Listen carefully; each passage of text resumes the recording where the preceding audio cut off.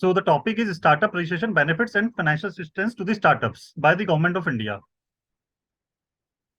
So before starting हम लोग ये समझते हैं स्टार्टअप्स होते क्या है कि स्टार्टअप में बहुत सारा कंफ्यूजन है। क्या एमएसएमई स्टार्टअप होते हैं या एमएसएमई और स्टार्टअप्स, कई लोग मिक्स करते हैं कि एमएसएमई और स्टार्टअप क्या एक ही होते हैं।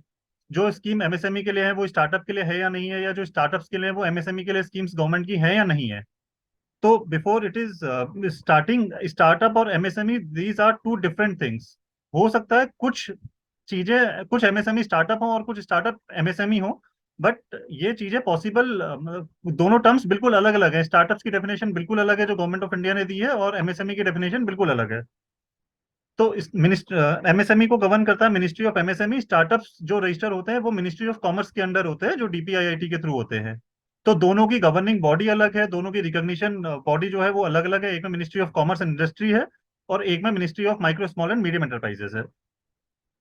तो स्टार्टअप को हम समझने से पहले स्टार्टअप होते क्या है। Entity shall be considered startup अगर वो लिमिटेड लाइबिलिटी पार्टनरशिप है, प्राइवेट लिमिटेड कंपनी है और एक रजिस्टर्ड पार्टनरशिप फर्म है, तो वो स्टार्टअप के अंदर फॉल हो सकती है। तो उनको कुछ सर्टेन क्राइटेरिया फुलफिल करने होते हैं ताकि वो स्टार्टअप की कैटेगरी में आ जाए। उनको 10 साल, उनका जो इनकॉर्पोरेशन है वो 10 साल से पुराना नहीं होना चाहिए, यानी कि उनका रजिस्ट्रेशन जो है अप टू 10 ईयर्स तक होना चाहिए। उनकी जो टर्नओवर है वो 100 करोड़ से ज्यादा नहीं होनी चाहिए, should not B exceeded from 100 crore. और उनका जो नई कंपनी जो बनी है वो किसी भी रिकंस्ट्रक्शन या अपना डाइवर्जन या अगर मान लो किसी के फैमिली बिजनेस था, दो भाइयों में बंटवारा हो गया, उसकी वजह से नहीं होना चाहिए। The an entity form by splitting up और reconstruction of a business already in existence shall not be considered as startup. कि भाई पिताजी कोई दुकान चला रहे थे, दोनों भाइयों में बंटवारा हुआ, दोनों ने अलग अलग कंपनी बना ली और आधा आधा माल बांट लिया, तो ये स्टार्टअप की डेफिनेशन में ये बिजनेस नहीं आएगा, भले ही वो बिजनेस नया रजिस्टर हुआ हो। स्टार्टअप के अंदर पोटेंशियल होना चाहिए, वो स्केलेबल होना चाहिए, इनोवेटिव होना चाहिए, स्केलेबल होना चाहिए, और एम्प्लॉयमेंट जनरेशन की कैपेसिटी उस स्टार्टअप के अंदर होनी चाहिए। तो ये कुछ कंडीशंस हैं जो स्टार्टअप्स के लिए एसेंशियल है। तो जैसे हम देखते हैं, company as it should not be more than 10 years. Companies type private limited company, registered partnership firm और लिमिटेड लाइबिलिटी पार्टनरशिप, ये तीन कंपनियां ही रजिस्टर होंगी। Proprietorship firm, one person company, basically unregistered partnership firm और limited company, section 8 companies, trust societies, ये सब company startups के लिए फॉल नहीं हो सकती हैं। केवल और केवल private limited company, registered partnership firm और लिमिटेड लाइबिलिटी पार्टनरशिप फर्म्स, ये तीनों एलिजिबल है स्टार्टअप इंडिया रजिस्ट्रेशन के लिए। तो हम लोग ये देख लेते हैं startup registration criteria. Company age should not be more than 10 years. Company private limited company, registered partnership firm और लिमिटेड लाइबिलिटी पार्टनरशिप होनी चाहिए। टर्नओवर उसका 100 करोड़ से ज्यादा नहीं होना चाहिए। ओरिजिनल एंटिटी होनी चाहिए, किसी भी एग्जिस्टिंग बिजनेस से अलग होके बिजनेस नहीं बना होना चाहिए, यानी डिमर्ज या रिकंस्ट्रक्शन होके नहीं बनना चाहिए बिजनेस। इनोवेटिव एंड स्केलेबल होना चाहिए, एम्प्लॉयमेंट जनरेशन की कैपेसिटी होनी चाहिए उस बिजनेस के अंदर, तो ही वो बिजनेस स्टार्टअप के लिए एलिजिबल हो सकता है।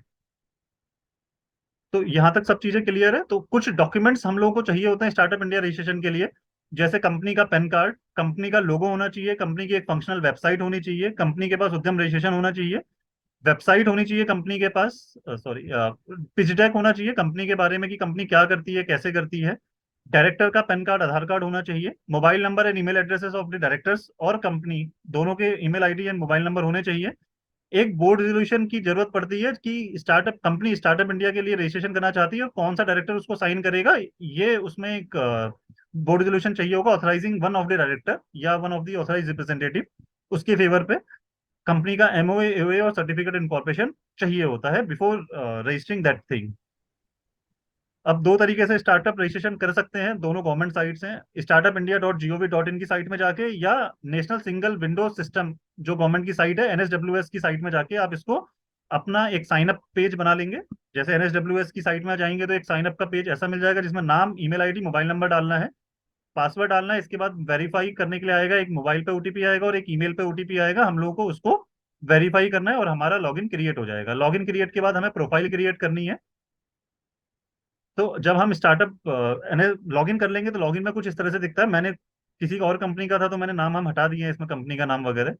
तो कंपनी का पैन नंबर आप भरेंगे, कंपनी का रजिस्टर्ड ईमेल आईडी भरेंगे, सिन नंबर ऑटोमेटिकली, सिन नंबर भरेंगे तो कंपनी के डिटेल डायरेक्टर्स के नाम ऑटोमेटिकली आ जाएंगे। अगर आपके पास जीएसटी में रजिस्टर्ड है तो जीएसटी नंबर डाल दीजिए, उद्यम रजिस्ट्रेशन नंबर है तो उद्यम रजिस्ट्रेशन डाल दीजिए। यहाँ पे कुछ इस तरह से कंपनी की प्रोफाइल दिख जाएगी, कंपनी का address, registered address, corporate office का एड्रेस वो दिख जाएगा। यहाँ पे डायरेक्टर्स की डिटेल ऑटोमेटिकली फैच हो जाएगी एमसीए की साइड से, आपको मैनुअल डायरेक्टर की डिटेल नहीं डालनी पड़ेगी, ये एमसीए की साइड से दिख जाएगी। यहाँ पे बस हमें ऑथराइज सिग्नेटरी की डिटेल डालनी है, जो हमने रिजोल्यूशन में जिसका नाम डाला होगा उसकी डिटेल यहाँ पे आएगी, और उनका पेन नंबर और डीएससी हम लोग अटैच कर देंगे उनके। उसके बाद हमें सेंट्रल अप्रूवल यहाँ पे जाके क्लिक करना है, सेंट्रल अप्रूवल्स में, क्योंकि जो मिनिस्ट्री स्टार्टअप रजिस्ट्रेशन है वो सेंट्रल गवर्नमेंट देती है, ministry of commerce and industry. तो हमें सेंट्रल अप्रूवल में जाके सर्च करना है स्टार्टअप। तो यहाँ पे वन अप्रूवल आ जाएगा, startup registration as a startup, तो इसमें क्लिक करना है तो हमारे पास एक पेज खुल जाएगा। उसमें हमें अपनी बेसिक डिटेल्स डालनी है। अब उसमें डिटेल्स क्या क्या डालनी है वो हम लोग देखते हैं। कंपनी की बेसिक डिटेल डालनी है, कंपनी का लोगो डालना है, कंपनी की वेबसाइट, कंपनी का पैन नंबर डालना है, डायरेक्टर्स की डिटेल्स डालनी है, उनके ईमेल आईडी, मोबाइल नंबर्स, कितने साल से है, क्या बिजनेस करती है। रजिस्ट्रेशन करते समय हमें कुछ चीजों पे बहुत ध्यान रखना है, अदरवाइज हमारा रजिस्ट्रेशन कैंसिल भी हो सकता है। तो इसमें एक तो brief note supporting the options chosen अब from innovation, improvement in scalability, क्योंकि आपने देखा था स्टार्टअप की डेफिनेशन में कि एसेंशियल एक्टिविटीज क्या है, बिजनेस शुड बी इनोवेटिव और स्केलेबल होना चाहिए, एम्प्लॉयमेंट जनरेशन की कैपेसिटी उसके अंदर होनी चाहिए। तो हमें उसके बारे में एक नोट लिखना है कि हमारा बिजनेस इनोवेटिव कैसे है और स्केलेबल कैसे है, और टेक्नोलॉजी में इम्प्रूवमेंट कैसे है, वो उसके बारे में हमें एक नोट लिखना है। ये नोट सही होना चाहिए, अदरवाइज हमारा रजिस्ट्रेशन कैंसिल भी हो सकता है, उसमें कुछ क्वेरी भी आ सकती हैं। दूसरा है what is the problem, what is the problem the startup is solving, startup क्या प्रॉब्लम सॉल्व कर रहा है। ऐसा नहीं होना चाहिए कि मैं किराने की दुकान खोल रहा हूँ और ये है, ये स्टार्टअप की दुनिया में नहीं आता है, स्टार्टअप की डेफिनेशन में नहीं आएगा। स्टार्टअप एक यूनिक प्रॉब्लम कुछ सॉल्व करना होने वाला होना चाहिए। तो जब भी हम कोई बिजनेस स्टार्ट करते हैं, कोई इनोवेटिव बिजनेस स्टार्ट करते हैं, तो उसमें भी हम ये पॉइंट्स को ध्यान रखते हैं, तभी हमारा बिजनेस रेवेन्यू जनरेटिंग हो सकता है और सक्सेसफुल हो सकता है, कि हम क्या प्रॉब्लम सॉल्व करना चाह रहे हैं। How does the startup propose to solve the problem, हम क्या करना चाह रहे हैं और कैसे करना चाह रहे हैं। यहाँ पे हम बताएंगे कि हम कैसे उस प्रॉब्लम को सॉल्व करना चाहते हैं, क्या टेक्नोलॉजी हम यूज कर रहे हैं, क्या हम मेथड यूज कर रहे हैं। What is the uniqueness of solution, कि हमारे बिजनेस में ऐसा क्या यूनिकनेस है जो दूसरा बंदा इसको ऑफर नहीं कर पा रहा है, यूनिकनेस क्या है बिजनेस की। उसके बाद आएगा how does startup generate revenue, क्योंकि ये बिना जनरेशन के तो स्टार्टअप बैठ जाएगा, सक्सेसफुल हो ही नहीं पाएगा, कि बिजनेस रेवेन्यू कैसे जनरेट करेगा स्टार्टअप। ये हम लोगों को डालना पड़ेगा, उसमें ब्रीफ नोट बना के डालना होगा, जिसमें कि वर्ड लिमिट होती है 500 से 750 वर्ड्स तक हम लोगों को लिखना होता है एक नोट। सो ब्रीफ नोट बिजनेस के बारे में, ये नोट बिल्कुल करेक्ट होने चाहिए, अदरवाइज हमारा रजिस्ट्रेशन लाइबल हो जाएगा कैंसिल करने के लिए, गवर्नमेंट इसको ग्रांट नहीं करेगी हमारे रजिस्ट्रेशन को। उसके बाद कुछ इस तरह से आ जाएगा, जब हमारा रजिस्ट्रेशन अप्रूवल हो जाएगा तो अप्रूव्ड आ जाएगा, यहाँ से हम जाके अपने सर्टिफिकेट को डाउनलोड कर सकते हैं स्टार्टअप इंडिया रजिस्ट्रेशन के। तो गवर्नमेंट का एक सर्टिफिकेट हमें मिल जाता है, उसमें हमें यूनिक नंबर मिलेगा, सारी चीजें मिलेंगी। तो इसके बाद हम आते हैं स्टार्टअप। अब हमने स्टार्टअप रजिस्ट्रेशन तो करा लिया, लेकिन हम कराएं क्यों स्टार्टअप रजिस्ट्रेशन, कि स्टार्टअप रजिस्ट्रेशन कराने के फायदे क्या हैं। एक तो हमारा सबसे पहला फायदा है कि हम लोग 9 लेबर लॉज और 3 इन्वायरमेंटल लॉज का हमें सेल्फ सर्टिफिकेशन में हमें कंप्लाइंस मिल जाते हैं। अब ये कौन से लेबर लॉज है, कौन से इन्वायरमेंटल लॉज हैं, वो हम आगे की स्लाइड्स में देखेंगे। कि इसका ये मतलब है कि हमें 12 लाइसेंस केवल और केवल सेल्फ सर्टिफिकेशन में मिल जाएंगे, उनका कोई भी वेरिफिकेशन नहीं होगा, उसमें कोई भी गवर्नमेंट विजिट नहीं करेगी, विजिट करने के बाद आपको लाइसेंस ग्रांट करती है वो नहीं करेगी, केवल और केवल आपके सर्टिफिकेशन के बेसिस पे उसको ये मान लिया जाएगा जो आप सर्टिफाई कर रहे हैं वो सही है। दूसरा, इजी एग्जिट अंडर आईबीसी, मतलब आप कंपनी को इजीली वाइंड अप कर सकते हैं, 90 दिन के अंदर आप वाइंड अप, आपकी प्रोसीडिंग्स कंप्लीट हो जाएगी। जो नॉर्मल कंपनीज के केस में हाई कोर्ट में जाता है या एनसीएलटी में मैटर जाता है, उसमें सालों लगते हैं कंपनी को वाइंड अप करने में, लेकिन स्टार्टअप के केस में हम लोग इजी एग्जिट प्रोवाइड कराता है गवर्नमेंट, जो इंसॉल्वेंसी एंड बैंक्रप्सी कोड आया 2016 का, उसके तहत 90 दिन के अंदर आपकी कंपनी बंद हो जाएगी अगर आप बंद करना चाहते हैं अपने बिजनेस को। पेटेंट और इंटेलेक्चुअल प्रॉपर्टी राइट्स में 80% तक की रिबेट मिलती है पेटेंट फाइलिंग में, और स्पेशल टैक्स बेनिफिट है वो हम आगे की स्लाइड में डिस्कस करेंगे। और फाइनेंस की स्कीम तो है जिसके लिए हम यहाँ पे इकट्ठा हुए हैं आज। अब जब हम पहली बात कर रहे थे सेल्फ सर्टिफिकेशन की, तो सेल्फ सर्टिफिकेशन जो 9 इन्वायरमेंट लेबर लॉज और 3 इन्वायरमेंटल लॉज थे, वो हम लोग कैसे करके करेंगे। The startup shall be allowed to be self certify compliance for 6 labour laws and 3 environmental laws through a simple online procedure, केवल एक सेल्फ सर्टिफिकेशन के बेसिस में हमें लाइसेंस मिल जाएंगे। 5 साल के अंदर कोई भी इंस्पेक्शन कंडक्ट नहीं होगा हमारे लाइसेंस के लिए। अगर जो भी लाइसेंस स्टार्टअप को दिए जाएंगे, 5 साल तक उनका कोई भी वेरिफिकेशन या कोई भी विजिट नहीं होगी, अनलेस एंड अनटिल हम लोगों ने, स्टार्टअप ने कोई मेजर वायलेशन ना किया हो, या उनके पास, डिपार्टमेंट के पास हमारे खिलाफ या स्टार्टअप के खिलाफ कोई भी स्ट्रिक्ट कंप्लेंट, रिटर्न कंप्लेंट और प्रूफ ना हो कि उन्होंने इस चीज का वायलेशन किया, उनके खिलाफ कोई वेरिफिएबल कंप्लेंट हो। उसके बिना कोई भी इंस्पेक्शन इंस्पेक्शन ऑफिसर उसको इंस्पेक्शन नहीं कर सकता हमारे स्टार्टअप्स का, इन रजिस्ट्रेशंस को लेके।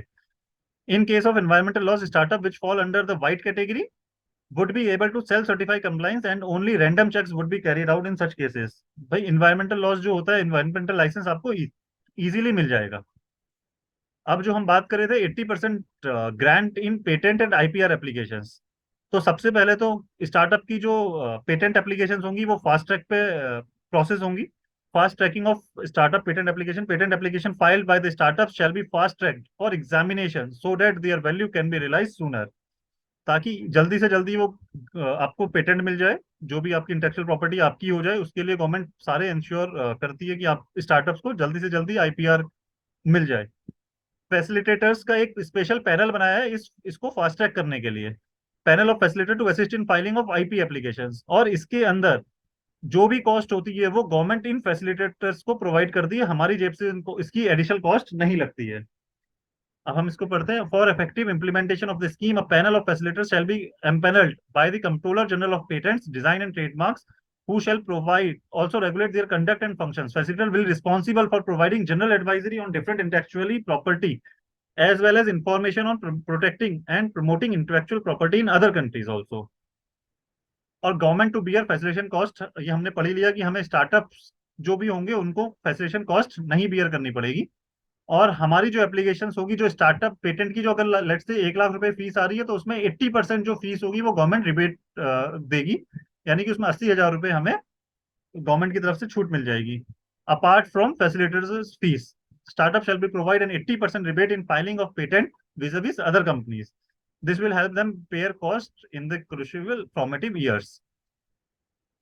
अब सबसे अच्छा जो बेनिफिट है टैक्स एग्जेम्पशन, स्टार्टअप्स के लिए टैक्स एग्जेम्पशन भी एप्लीकेबल होता है under section 80 IAC of income tax act 1961। तो eligible startups can be exempted from paying income tax for 3 consecutive financial years out of their first 10 years since incorporation. अगर कोई startup 10 साल पहले 10 साल, क्योंकि स्टार्टअप की जो वैलिडिटी है वो 10 साल की है, 10 साल से पुरानी कंपनी स्टार्टअप के लिए अप्लाई नहीं कर सकती है, और 10 साल पूरे होता ही स्टार्टअप की कैटेगरी से वो बाहर निकल जाता है। तो इन 10 सालों में किसी भी 3 साल कोई भी स्टार्टअप 80 IAC का बेनिफिट ले सकता है जो रजिस्टर्ड है। उसके लिए एक अलग से हमें एप्लीकेशन फॉर्म फाइल करना होता है। उसके बाद लेट से हमने पहले साल अप्लाई कर दिया, लेकिन हमने पहले साल टैक्स एग्जेम्पशन नहीं लिया क्योंकि हमारी कंपनी में लॉस था, दूसरे साल हमने नहीं लिया, तीसरे साल अगर हम लेते हैं तो तीसरे, चौथे, पांचवे 3 consecutive years हमें मिलेगा। ये नहीं कर सकते कि हम पहले 3 साल ले लें, पहले तीसरे साल में ले लें, फिर चौथे साल ना ले, पांचवें साल ले लें, सातवें साल ना ले, आठवें साल ले लें, ऐसा नहीं लग सकता। अगर एक बार हमने इसको अवेल कर लिया तो हमें 3 लगातार सालों पे इसका एग्जेम्पशन क्लेम करना पड़ेगा, इरिस्पेक्टिव आपकी कंपनी में लॉस आ रहा है या प्रॉफिट आ रहा है। तो इसकी कुछ कंडीशंस हैं कौन से स्टार्टअप्स 80 IAC का बेनिफिट ले सकते हैं। एक तो जो DPIIT के थ्रू रिकॉग्नाइज स्टार्टअप है, जो हमने अभी रजिस्ट्रेशन करना सीखा था, वो DPIIT का जो नॉर्मल रिकॉग्निशन था वो था स्टार्टअप इंडिया का। उसमें इनकम टैक्स की बेनिफिट नहीं मिलते, इनकम टैक्स के लिए हमें अलग से बेनिफिट लेने पड़ते हैं। ओनली प्राइवेट लिमिटेड कंपनीज और limited liability partnerships are eligible for tax exemption under section 80 IAC। तो इसका क्या मतलब है कि केवल और केवल प्राइवेट लिमिटेड कंपनी और LLPs ही एलिजिबल हैं, यानी कि रजिस्टर्ड पार्टनरशिप फर्म, क्योंकि रजिस्टर्ड पार्टनरशिप फर्म भी DPIIT के पास रजिस्टर्ड हो सकती हैं, लेकिन वो टैक्स एग्जेम्पशन नहीं क्लेम कर सकती। केवल LLP और private limited company exemption claim कर सकती हैं।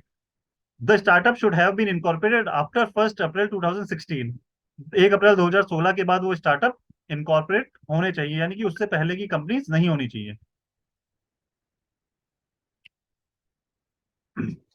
अगर हमें 80 IAC का बेनिफिट लेना है तो अब एक एग्जेम्पशन आती है under section 56 of income tax act. अगर किसी स्टार्टअप में कोई कंपनी इन्वेस्टमेंट करती है तो उसको क्या बेनिफिट होता है, तो उसको एक बेनिफिट मिलता है कि आप सेक्शन 56 के अगेंस्ट में आप जो हमारी कंपनी में इन्वेस्टमेंट कर रहा है वो एग्जेम्पशन क्लेम कर सकता है। Exemption under section 56(2) 7B of income tax act 1961 ये क्या कहता है, investment into eligible startups by listed companies with a net worth ऑफ 100 करोड़ और टर्नओवर आपकी 250 करोड़, यानी कि नेटवर्थ 100 करोड़ और नेटवर्थ जो होनी, टर्नओवर जो होनी चाहिए 250 करोड़ तक की होनी चाहिए। सेल्फी एग्जाम, यानी कि मीडियम एंटरप्राइजेस को हम लोगों ने मोटा मोटा कवर किया हुआ है यहाँ पे, क्योंकि मीडियम एंटरप्राइजेस की कॉल होती है जो उनकी टर्नओवर 250 करोड़ तक होती है। Investment into eligible startup by listed companies, यानी कि listed companies with a net worth of more than 100 crore और टर्नओवर मोर देन 250 ईयर्स। तो मीडियम एंटरप्राइजेस की जो टर्नओवर होती है वो 250 करोड़ तक होती है। यहाँ पे हम लोग लार्ज एंटरप्राइजेस को कवर करेंगे जिनकी टर्नओवर 250 करोड़ से ऊपर है। अगर वो किसी कंपनी में, स्टार्टअप में फंड करती हैं तो उनको 25 करोड़ तक की एग्जामेशन मिल सकती है। Investment into eligible startup by accredited investors, non residents, alternative investment funds, listed companies इस एग्जामेशन को क्लेम कर सकती हैं। Consideration of share received by eligible startup shall be exempt into an aggregate limit of INR 25 crore. ये आ जाता है। फिर आता है एग्जाम, इसकी एलिजिबिलिटी क्या है, प्राइवेट लिमिटेड कंपनी होनी चाहिए। यहाँ पे आपको लिमिटेड लाइबिलिटी पार्टनरशिप का भी कंसेप्ट हटा दिया है। यहाँ पे आपकी कंपनी केवल और केवल प्राइवेट लिमिटेड कंपनी होनी चाहिए। DPIIT का रिकग्नाइज सर्टिफिकेट होना चाहिए, जो हमने सर्टिफिकेट करना सीखा था पहले। Non investing in specified asset class, startup जो इन्वेस्टमेंट मिलेगा केवल 10 लाख से ऊपर का जो इन्वेस्टमेंट होगा वो प्लांट एंड मशीनरी में नहीं होना चाहिए। ये कंडीशन, अगर उसने प्लांट एंड मशीनरी ले ली, कोई लैंड ले ली, तो उसके ऊपर 10 लाख रुपए से ऊपर का जो इन्वेस्टमेंट होगा वो जो सेक्शन 56 की एलिजिबल नहीं हो पाएगा वो। चौथा एक बेनिफिट है, easier public procurement norms. Public private partnership के तहत कुछ, अगर हम जेम्स के पोर्टल में, कई सारे व्यापारी यहाँ पे जो जुड़े हुए हैं वो जेम्स के पोर्टल में भी काम करते होंगे, तो उसमें हमें कोई भी EMD नहीं देनी पड़ती और हमारे लिए वेवर एग्जेम्प्ट होता है। अगर हमारी, जैसे उसमें किसी कंपनी में टर्नओवर या प्रायर एक्सपीरियंस का क्राइटेरिया होता है, वो एग्जेम्प्ट हो जाता है। स्टार्टअप्स, अगर कोई रिकग्नाइज स्टार्टअप्स है तो उनको कोई प्रायर एक्सपीरियंस नहीं चाहिए, कोई टर्नओवर क्राइटेरिया नहीं चाहिए। वो सीधे सीधे जेम्स में किसी भी डिपार्टमेंट में माल भेज सकते हैं अपना, या सर्विसेज प्रोवाइड कर सकते हैं जेम्स के थ्रू। उनको कोई भी EMD नहीं जमा करनी किसी भी कॉन्ट्रैक्ट लेने के लिए, और ना ही कोई कॉन्ट्रैक्ट जो टेंडर की कॉस्ट है वो बियर करनी है। कई बार टेंडर होता है 100 रुपये जमा करो, 500 रुपये जमा करो या 1000 रुपये जमा करो, उनको वो जमा नहीं करनी। उनके लिए, स्टार्टअप्स के लिए ये चीजें एग्जेम्प्ट है।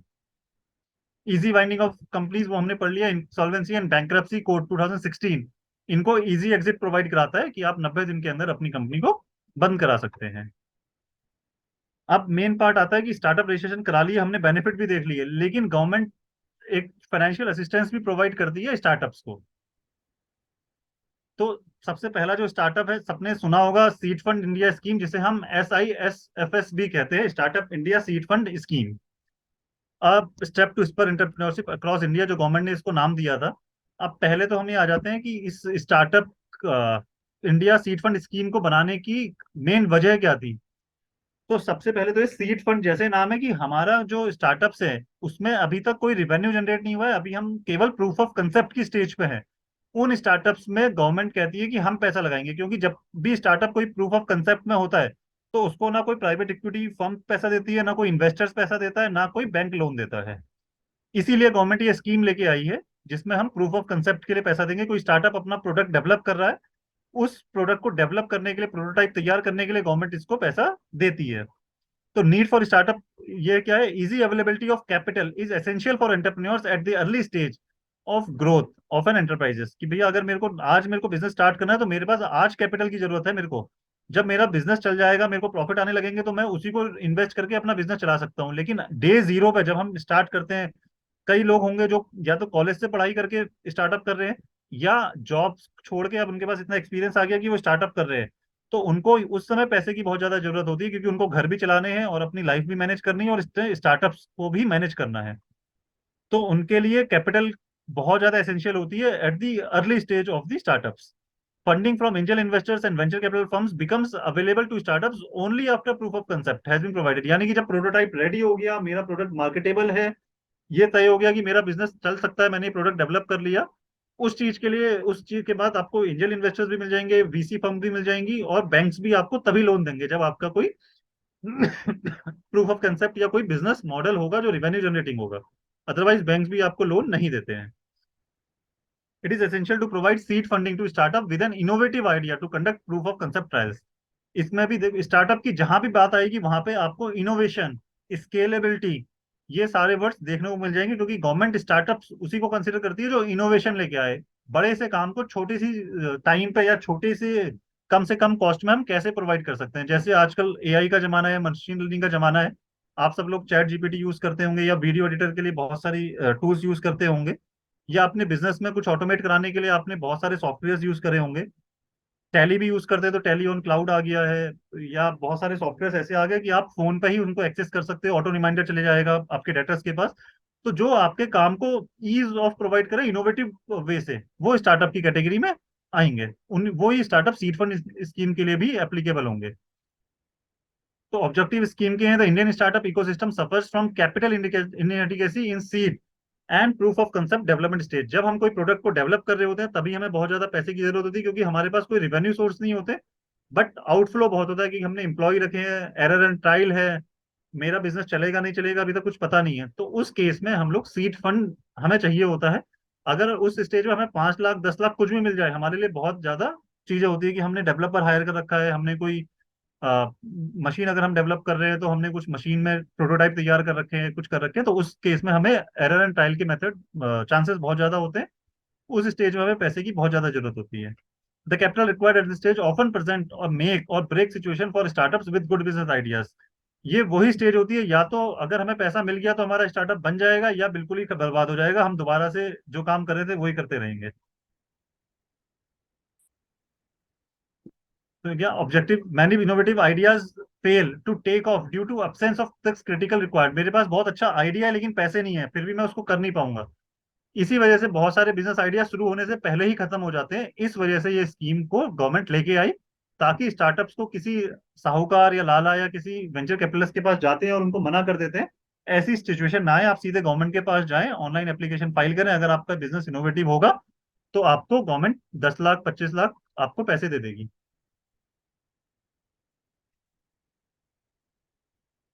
Seed fund offered to such promising cases can have multiplier effect in validation of business ideas of many startups leading to employment generation। क्योंकि अगर कोई स्टार्टअप चल गया तो वो आगे जाके एम्प्लॉयमेंट जनरेशन भी करेगा और इकोनॉमी में भी कंट्रीब्यूट करेगा। तो गवर्नमेंट इस थीम से इस फंड को लेके आई है। अब startup India seed fund operate कैसे करता है?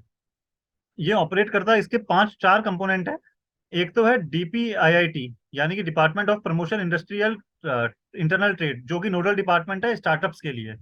इस नाम से सब लोग फेमिलियर होंगे।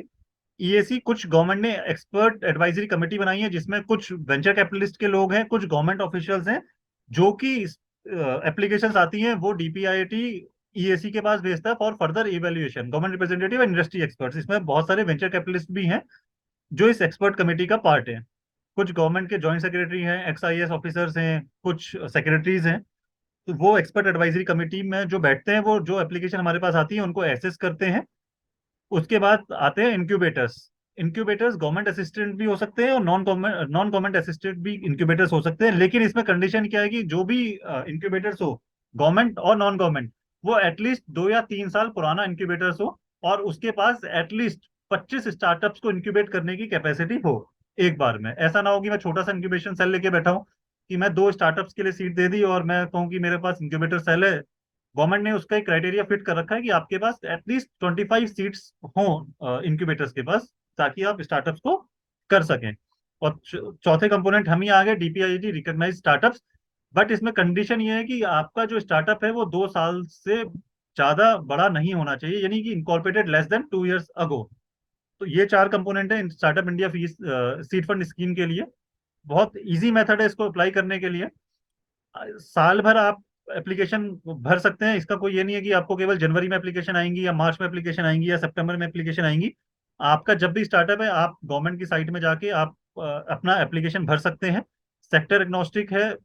इसमें आपको एग्रीकल्चर रूरल है तो ज़्यादा बेनिफिट मिलता है, गवर्नमेंट इनको ज़्यादा सीड फंड स्कीम में देती है। अगर आप एग्रीकल्चर प्रोडक्ट को कर रहे हैं या रूरल डेवलपमेंट में कुछ काम कर रहे हैं, वुमेन डेवलपमेंट में कुछ काम कर रहे हैं, तो उसके लिए ज़्यादा बेनिफिट रहेगा, गवर्नमेंट उनको ज़्यादा जल्दी एक्सेप्ट करती है। कोई सेक्टर स्पेसिफिक नहीं है, लेकिन हाँ अगर इन 3 4 सेक्टर्स में है तो बहुत जल्दी चांसेस है कि आपको ये सीड फंड स्कीम मिल जाए।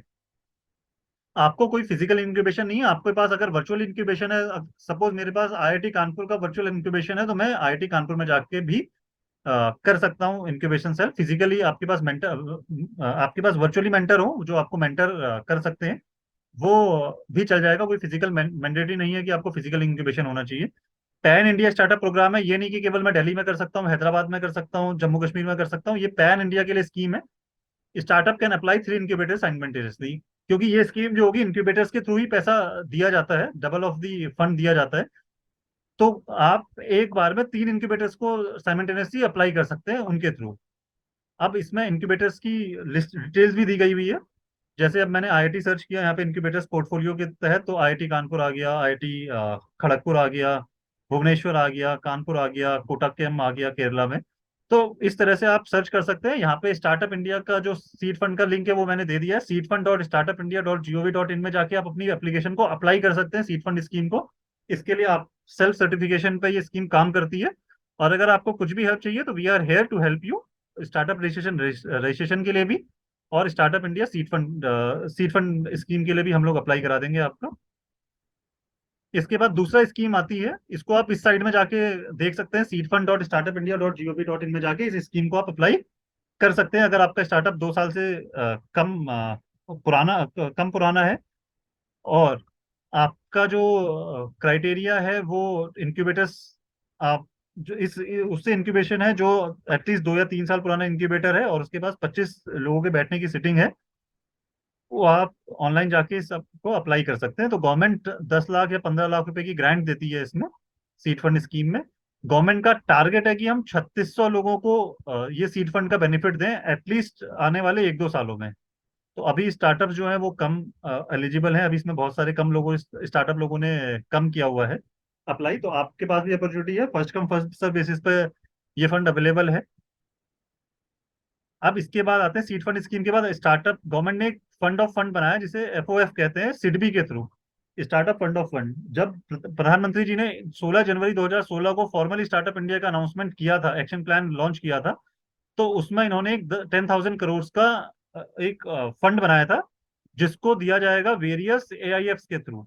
एआईएफ्स क्या होते हैं? जो सिडबी सॉरी सेबी के पास जो रजिस्टर्ड ऑल्टरनेटिव इन्वेस्टमेंट फंड्स हैं, वो उनके थ्रू ये फंड दिया जाएगा। तो अभी सेबी के पास एटलीस्ट करंट में 123 एआईएफ रजिस्टर्ड हैं। ये फंड की थोड़ी सी स्नैपशॉट्स हैं कि 9,671 करोड़ कमिटमेंट गवर्नमेंट ने मेड कर दिए हैं, यानी कि इसमें थोड़ा सा ये भी फंड बचा हुआ है। 123 एआईएफ अभी सेबी के पास रजिस्टर्ड है जिनके थ्रू ये फंड ऑफ फंड दिया जाता है। 16,636 करोड़ इन्वेस्टेड इन स्टार्टअप्स, यानी कि 16,636 करोड़ रुपए स्टार्टअप में इस फंड ऑफ फंड के थ्रू इन्वेस्ट कर दिए गए हैं। और इससे जो सपोर्टेड स्टार्टअप है, 888 स्टार्टअप सपोर्ट किए गए हैं।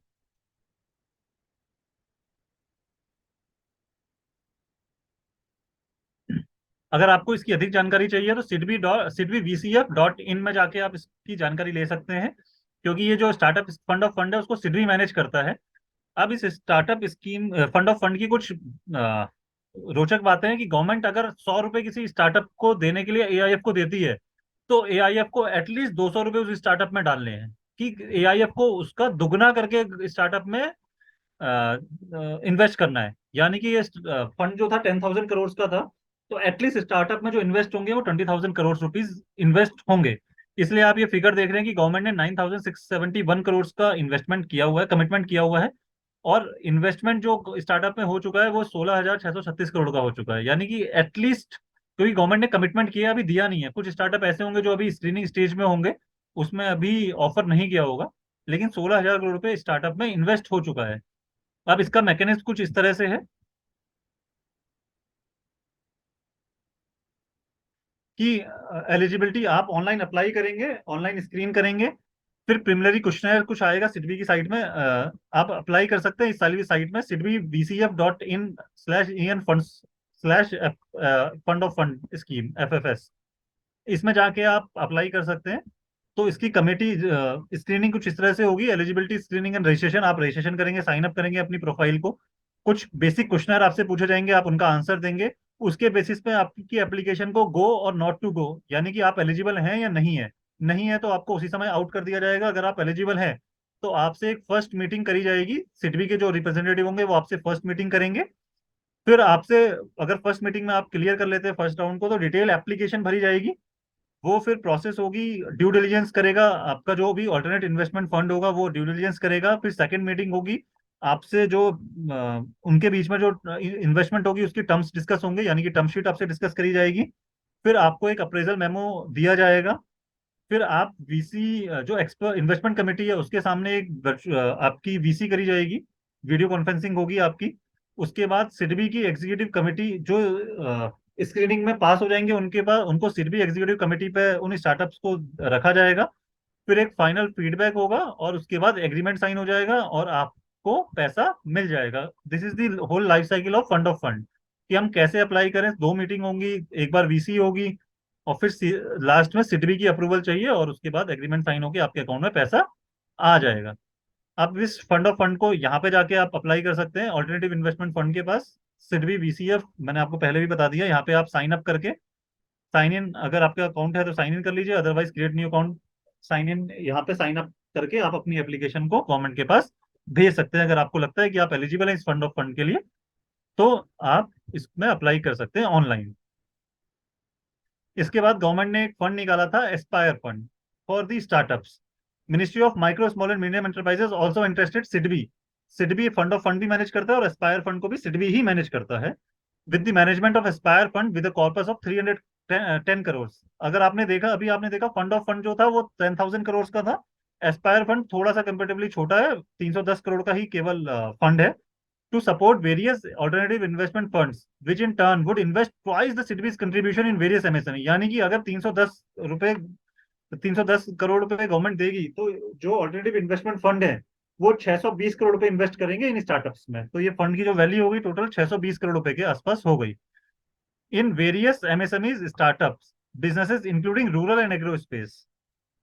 जो रूरल और एग्रो स्पेस में होंगे उनको आप एस्पायर फंड उनके लिए है। Aspire funds shall target to achieve the below objectives contribution to funds। Early stage enterprises के लिए ही है, यानी कि बहुत छोटा छोटा पैसा मिलेगा इसमें, 2 लाख 5 लाख 10 लाख रुपए से ज्यादा नहीं मिलेगा। In the areas of innovation entrepreneurship forward linkages with multiple value chain of manufacturing service delivery और एग्रोबेस इंडस्ट्रीज, अगर हम बैकवर्ड या वर्टिकल इंटीग्रेशन करते हैं तो उसके लिए ये फंड अवेलेबल था। इसके बाद एक फंड और है, यूपी स्टार्टअप फंड। केवल जो स्टार्टअप्स यूपी में रजिस्टर्ड होंगे उनके लिए गवर्नमेंट ने फंड बनाया था सिडबी के साथ ही मिलके। यूपी स्टेट स्टार्टअप फंड था। तो entity must be registered in Uttar Pradesh. Alternative investment fund supported under UP startup fund shall invest in startups which qualify the requirement mention in UP IT and startup policy 2016। जो UP की जो startup policy 2016 है उसके requirement fulfil करती है, वही startup इसमें eligible होंगे। और जो भी सिडबी के officials government of Uttar Pradesh के साथ मिलके कोई कंडीशन फॉर्म करते हैं, वो ये स्कीम में एलिजिबल होंगे। इस स्कीम को योगी आदित्यनाथ ने, जो यूपी के सीएम है, उन्होंने लॉन्च किया था 2016 में। UP startup fund was established under UP IT and Startup Policy 2017 with an initial corpus of 1,000 crores for promotion, establishment and flourishing of startups in Uttar Pradesh. The fund is in form of fund of funds, which states that the fund is not directly investing into startups companies, rather it is participating in SEBI approved fund, यानी कि AIF के through दिया जाएगा। The fund is professionally being managed by the fund managers of SIDBI। तो SIDBI के जो fund manager हैं वही इसको रखते हैं, यानी कि फाइनल डिसीजन जो होगा AIF के बाद भी वो SIDBI के रिप्रेजेंटेटिव का होगा। बस बेसिक एसेंशियल ये है कि जो स्टार्टअप है यूपी में रजिस्टर्ड होना चाहिए, यूपी के किसी भी पार्ट में, और यूपी की जो स्टेट स्टार्टअप पॉलिसी 2017 है उसकी गाइडलाइंस को फॉलो करता होना चाहिए। अब हम देखते हैं, ये तो बात हो गई ग्रांट्स की और गवर्नमेंट की स्कीम्स की। अब गवर्नमेंट ने एक लोन की स्कीम निकाली है, credit guarantee scheme for startups, यानी कि सीजीएसएस। सीजीएसएस स्कीम की कुछ कंडीशंस ये हैं कि 10 करोड़ तक का अनसिक्योर्ड लोन आप बैंक से ले सकते हैं, लेंडिंग इंस्टीट्यूशन से, यानी कि state bank, HDFC, bank of Baroda, PNB, आप किसी भी बैंक के पास चले जाएं और उनसे कहें आप हमें सीजीएसएस चाहिए, तो वो बैंक आपको मना नहीं करेगा। जस्ट लाइक सीजीटीएमएसई लोन जो अनसिक्योर्ड लोन होता है, लेकिन सीजीटीएमएसई लोन 5 करोड़ तक का है। उसमें जो टर्नओवर का क्राइटेरिया है वो 50 करोड़ तक का है। यहाँ पे टर्नओवर का जो क्राइटेरिया, अगर आपकी टर्नओवर 100 करोड़ तक है, क्योंकि स्टार्टअप की जो बेसिक एसेंशियल हमने पढ़ा था कि स्टार्टअप की टर्नओवर 100 करोड़ से ऊपर नहीं होनी चाहिए। तो जो जिन जिन स्टार्टअप जिनकी टर्नओवर 100 करोड़ तक है वो इस स्कीम्स के लिए एलिजिबल है। आप बैंक्स के पास जाके अप्लाई कर सकते हैं। कुछ बेसिकली एलिजिबिलिटी क्राइटेरिया ये हैं। Startup needs to be recognised by DPIIT under startup India initiative, यानी कि उनके पास डीपीआईआईटी रिकॉग्निशन सर्टिफिकेट होना चाहिए स्टार्टअप्स का, जो हमने करना सीखा था। स्टार्टअप की जो एज है वो 10 साल से ऊपर नहीं होनी चाहिए, क्योंकि 10 साल क्रॉस करते ही हमारा स्टार्टअप का जो टैग है वो हट जाएगा। टर्नओवर 100 करोड़ तक होनी चाहिए, क्योंकि 100 करोड़ क्रॉस करते ही हम स्टार्टअप की कैटेगरी से बाहर हो जाएंगे। हमारा जो रिवेन्यू है वो स्टेबल होना चाहिए, यानी कि स्टार्टअप का जो रिवेन्यू है वो लास्ट 12 महीने में स्टेबल होना चाहिए। ये नहीं कि मेरा एक महीने में रिवेन्यू कुछ आ गया, 2-3 महीने तक मेरा रिवेन्यू जीरो है, फिर मेरा 5वें महीने कुछ रिवेन्यू आ गया, वो नहीं होना चाहिए। यानी कि हर महीने मेरा रिवेन्यू स्टेबल होना चाहिए। अगर मेरे पास रिवेन्यू 10 लाख रुपए का आ रहा है तो 12 महीनों में लगभग लगभग 10 लाख, 12 लाख, 15 लाख कुछ ऐसा रिवेन्यू होना चाहिए। कम आपका जो अकाउंट है वो एनपीए नहीं होना चाहिए, यानी कि कोई भी बैंक में डिफॉल्ट नहीं होना चाहिए, एनपीए नहीं होना चाहिए आपका account. Certificate of lending institution, यानी कि इसमें भी एक गारंटी कवर आता है। जैसे सीजीटीएमएसई में हम लोग बैंक गारंटी कवर लेता है, वैसे ही यहाँ पे सीजीएसएस गारंटी के लिए एक मेंबर लैंडिंग इंस्टीट्यूशन का एक सर्टिफिकेट गवर्नमेंट फाइल करती है। उसके बाद ये हमें सर्टिफिकेट लोन मिलता है। उसके अलावा हमारी बहुत सारी स्कीम्स है कि हम ट्रैक्स में अप्लाई कर सकते हैं, सीजीटीएमएसई में कर सकते हैं। तो अगर कोई एलिजिबल स्टार्टअप है तो गवर्नमेंट की कुछ साइट्स हमने यहाँ पे मेंशन कर रखी हैं, आप इसमें जाके अपना लोन अप्लाई कर सकते हैं। पीएसपी लोन्स इन 59minutes.com, इसमें 5 करोड़ तक का अनसिक्योर्ड लोन आप सैंक्शन करा सकते हैं। इन ऑन इंस्टेंट अप्रूवल है, 59 मिनट्स भी नहीं लगते अब तो। अगर आपकी प्रोफाइल कंप्लीट हो गई तो आपके पास सारे बैंकों के ऑफर हाथों हाथ निकल जाते हैं। आप किसी भी बैंक और ब्रांच को सिलेक्ट करके अपना इन प्रिंसिपल सैंक्शन लेटर निकाल सकते हैं। उद्यमी मित्रा, सिडबी मैनेज करता है उद्यमी मित्रा को, जिसमें आप स्टैंड अप इंडिया या मुद्रा लोन अप्लाई कर सकते हैं। केवीआईसी online.gov.in में जाके prime minister employment generation programme के लिए आप लोन अप्लाई कर सकते हैं, जो कि 25 लाख से 50 लाख रुपए तक का होता है। मुद्रा लोन 10 लाख रुपए तक अप्लाई कर सकते हैं मुद्रा.org.in की साइट में जाके, या आप पीएसबी लोन इन 59minutes.com में जाके भी मुद्रा लोन अप्लाई कर सकते हैं 10 लाख तक का। स्टैंड अप मित्रा लोन में आप स्टैंड अप इंडिया के लिए अप्लाई कर सकते हैं, जो कि 1 करोड़ तक के लोन होते हैं। आप ये सारी गवर्नमेंट की वेबसाइट है, आप इनमें जाके लोन अप्लाई कर सकते हैं। तो I guess we have covered all the topics. अब सीजीटीएमएसई का अगर हम देखें तो कुछ गाइडलाइंस हैं। ये एमएसएमई के लिए बेसिकली स्कीम, बट स्टार्टअप्स भी इसमें एलिजिबल हो जाते हैं सीजीटीएमएसई में। तो हम सीजीटीएमएसई को थोड़ा सा एक ब्रीफ में पढ़ लेते हैं कि मिनिस्ट्री ऑफ एमएसएमई ने इसको क्रेडिट गारंटी स्कीम को लॉन्च किया था, जिसमें कि पहले इसकी लिमिट थी 2 करोड़, पहले 1 करोड़ थी, फिर 2 करोड़ हुई, और इस साल ही गवर्नमेंट ने इसकी स्कीम को 5 करोड़ पे किया हुआ है, जिसको credit guarantee fund trust for micro small enterprises govern करते हैं। यानी कि इसमें मीडियम एंटरप्राइजेस कवर नहीं होती हैं। इस स्कीम को वो बेनिफिट ले सकता है जिसकी टर्नओवर अप टू 50 करोड़ तक है, यानी कि जो स्मॉल कैटेगरी में फॉल करता है वही ले सकते हैं, मीडियम कैटेगरी के बंदे इसको फॉल नहीं कर सकते हैं। तो इसमें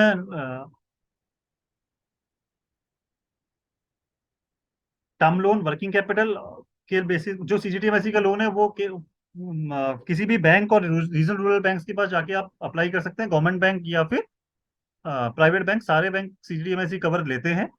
प्लस इसमें हम वर्किंग कैपिटल यानी कि CC, OD, term loan, bank guarantee, letter of credit किसी भी फॉर्म में हम अपना लोन ले सकते हैं। ऐसा नहीं कि हमें केवल टर्म लोन मिलेगा या वर्किंग कैपिटल मिलेगी। अगर हमें नॉन फंड वर्क लिमिट्स भी चाहिए तो वो भी हमें सीजीटीएमएसई के तहत मिल जाती हैं। तो I think that's all for the day. कुछ अगर कुछ क्वेश्चंस हैं तो वो हम लोग एक बेसिकली एक बार डिस्कस कर सकते हैं।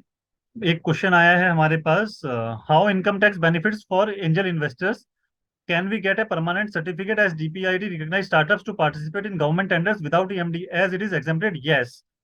अगर आप जेम की पोर्टल में जाएंगे, क्योंकि सारे गवर्नमेंट टेंडर जो पीपीपी के थ्रू अप्लाई होते हैं वो जेम के थ्रू होते हैं। जेम में आपको कोई भी पार्टिसिपेशन फीस नहीं देनी है, आपको स्टार्टअप इंडिया का सर्टिफिकेट उस पोर्टल में अपलोड कर देना है। अपना जो डीपीआईआईटी नंबर है वो उसमें अपलोड कर देना, तो आपको कोई भी ईएमडी और टेंडर कॉस्ट नहीं लगेगी सर। दूसरा, रॉय जी लिखते हैं, can a Keralite person can open a startup in any other state with Kerala address Aadhaar card? Yes, you can apply. अगर आपके पास केरला का आधार कार्ड है तो आप किसी भी स्टेट में जाके कर सकते हैं इंडिया के, उसमें कोई भी रेस्ट्रिक्शन नहीं है, आप उसको कर सकते हैं। अ, अगर फ्रॉम कुछ क्वेश्चंस चैट आई हुई है, आप अगर कुछ भी क्वेरी है तो आप ये फॉर्म को सिंपली भर सकते हैं।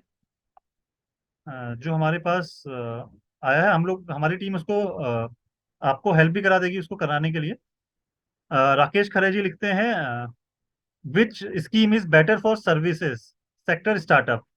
सर आप देखिए, फंड ऑफ फंड में भी जा सकते हैं, अगर आपको बैंक से लोन चाहिए तो सीजीएसएस में भी जा सकते हैं, नहीं तो अगर आपको थोड़ा सा लोन चाहिए तो आप एस्पायर में भी जा सकते हैं और सीड फंड स्कीम में भी अप्लाई कर सकते हैं, डिपेंडिंग ऑन योर एज। अगर आप अनम्यूट कर सके तो आप क्वेश्चन पूछ सकते हैं कि आप किस फील्ड में हैं और क्या है, हम लोग उसको वो कर देंगे, आंसर कर देंगे। नवदीप चोपड़ा जी लिखते हैं, So if can you one want to direct. ask a question, our IT can put you on mic. If there's anybody who would like to ask personally, please you can request here and we can put you directly. Our IT team will put you directly to the Sandeep ji. Karthik? Navdeep Chopra ji लिखते हैं, can one director be part of two और more startups? Yes, one director can be. जो companies act कहता है वो 15 कंपनियों में director को अलाउ करता है बनने के लिए, तो आप 15 कंपनियों में डायरेक्टर बन सकते हैं, उसमें कोई रेस्ट्रिक्शन नहीं है। आप 3 स्टार्टअप 4 स्टार्टअप में पार्टिसिपेट कर सकते हैं, डायरेक्टर बन सकते हैं, कोई दिक्कत नहीं है। दवाई पेन बासु जी लिखते हैं, I have applied for startups but application is not moving. Sir यही है कि उसमें केवल और केवल आपको क्वेश्चंस का आंसर सही लिखना होता है। हमने यही कहा था कि जो क्वेश्चंस पूछे जाते हैं उसमें, कि रिवेन्यू कैसे जनरेट करेगा, स्टार्टअप में यूनिकनेस क्या है, कौन सी प्रॉब्लम सॉल्व कर रहा है और किस तरह से सॉल्व कर रहा है, वो बहुत इंपॉर्टेंट होता है। आप एक बार देख लीजिए कि आपने वो सही से डला है या नहीं डला है, otherwise you can talk to us directly, हम लोग उसमें कर सकते हैं। तो राजेश्वरी जी लिखती हैं, if we apply for seed fund through Udyamita, do you route the funds through any incubation centre? Ma'am हम आपको कनेक्ट करा सकते हैं, लेकिन हम इंक्यूबेशन सेंटर्स के साथ रूट नहीं कर सकते, हम आपको कनेक्ट करा सकते हैं, आप वहां पे जाके बात कर लीजिए इंक्यूबेशन सेंटर से। वो आपको अगर करते हैं तो हम लोग यहाँ से अप्लाई करा देंगे उद्यमिता के through. Any benefits for angel investors investing on startups? आप सेक्शन 56 का बेनिफिट ले सकते हैं, एंजल इन्वेस्टर्स अगर आप हैं तो आप सेक्शन 56 का बेनिफिट ले सकते हैं सर। निशांत अकेला जी कहते हैं, sir I have idea regarding power generation project but it needs heavy investment, so how to proceed? अगर आपको लगता है कि आपका बिजनेस पावर जनरेशन वाला इनोवेटिव है और स्केलेबल है, तो आप सीड फंड में अप्लाई कर सकते हैं। आपको उससे थोड़ी सी राहत मिल जाएगी, जब आपका प्रोटोटाइप रेडी हो जाएगा तो आप इन्वेस्टर्स के पास भी जा सकते हैं। तो आप यही एडवाइस रहेगी कि आप सीड फंड स्कीम में अप्लाई कर दीजिए। Because of GST certificate not uploaded, GST certificate आप कोई भी उसमें मैंडेटरी नहीं है, अगर आप नहीं है जीएसटी सर्टिफिकेट अपलोड नहीं किया तो स्टार्टअप इंडिया तब भी आ जाता है, एक बार चेक करना पड़ेगा। आप लॉगिन आईडी पासवर्ड दे दीजिएगा तो our team will get in touch with you. Dayapan Basu ji, GST नहीं है तो उसमें कोई वरी होने की बात नहीं है, आपने नहीं भी अपलोड किया तो कोई दिक्कत नहीं है सर, उसके बिना भी आपकी एप्लीकेशन प्रोसेस हो जाएगी। सत्यनारायण पतियर जी कहते हैं, सर सीड फंड के लिए क्या लैंड होना जरूरी है? नहीं सर, कोई लैंड होना जरूरी नहीं है, आपको बस बिजनेस का इनोवेशन दिखाना है और आप कैसे काम करेंगे वो दिखाना है।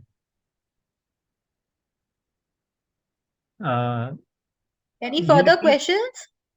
सजेस्ट स्कीम फॉर कोई फूड। पर्सनली सर से कुछ पूछना चाहता है, आप अपना वो हैंड रेज कर सकते हैं, हम लोग आपका माइक बंद करके सर से बात करा देंगे। Because I see there lot of various questions जो सर आपके साथ साथ आंसर कर ही रहे हैं, but there is if anything urgent. Hi, this is Rajeshwari here. Can you hear me? Yes Rajeshwari, please continue. Yeah, hi. This is just a follow-up to the question I had asked in the question and answer section. तो actually मैंने जो 2-3 consultancy से बात की थी, उन्होंने बोला था कि फंड्स को रूट करेंगे through an incubation centre. Ma'am आपकी आवाज ना बहुत कम आ रही है राजेश्वरी जी, थोड़ा सा आप लाउड बोलेंगे थोड़ा सा मैम। हाँ, can you hear me? Hello. Yeah can you hear me? Yeah but बहुत no slowly, very. Rajeshwari, it's still not audible. Actually यहाँ पे गणपति है, so there is lot of noise in the background.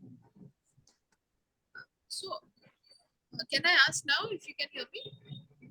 या you can ask.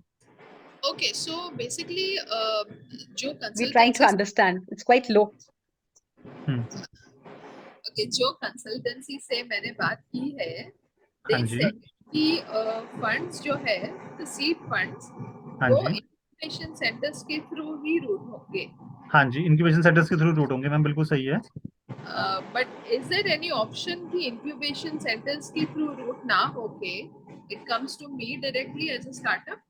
No ma'am, incubation centres के पास ही route जाएंगे, वो फंड्स उन्हीं के थ्रू रूट होंगे मैम। Okay, वो so स्कीम ऐसे भी जो जो मेरे 2-3 कॉलीग्स हैं उनके साथ ऐसे हुआ है कि इंक्यूबेशन सेंटर्स के पास उन्होंने पिच डेक वगैरह सब फाइनल हो गया है, बट जो फंड का जो डिसबर्समेंट है उसके लिए बहुत टाइम लग रहा है। So is it very common? Does it happen? Ma'am ये होता है, आप किस इंक्यूबेशन सेल के पास गए हुए हैं और उसका क्या फॉर्मेलिटीज है गवर्नमेंट के पास। लेकिन गवर्नमेंट, अगर आप, बेटर ये रहेगा गवर्नमेंट के पास जाएं तो उसमें एग्रीमेंट्स वगैरह थोड़ा सा जल्दी साइन हो जाते हैं, टर्म्स जल्दी निगोशिएट हो जाते हैं। Anyone else? Anyone else would like anything? Uh, Because जयांश Desai जी बताएं। हाँ जी देसाई जी, म्यूट है इनका। कार्तिक अनम्यूट कर दीजिए प्लीज।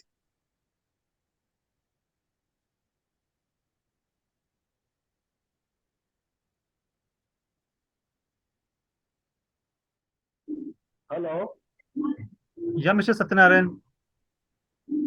सर, मैं ये पूछना चाहता हूँ कि जैसे सीड फंड के लिए अप्लाई करते हैं या हाँ किसी भी जी। फंड के लिए अप्लाई करते हैं तो उसके लिए वो जगह वगैरह का लीज का रेंट एग्रीमेंट वगैरह बनाना पहले जरूरी हाँ है कि उसको अपलोड करना सर, पड़ता है? सर एक्चुअली क्या है, अगर आप कोई बिजनेस रजिस्टर करेंगे तो उसमें आपको जीएसटी भी अप्लाई करेंगे, या बिजनेस का प्रूफ तो हमें दिखाना पड़ेगा ना, हमारा बिजनेस कहाँ पे रन कर रहा है। आइदर लैंड एग्रीमेंट होगा या लीज एग्रीमेंट होगा, वो एक वो तो आपको चाहिए होगा, हम बिजनेस कहाँ से ऑपरेट कर रहे हैं सर।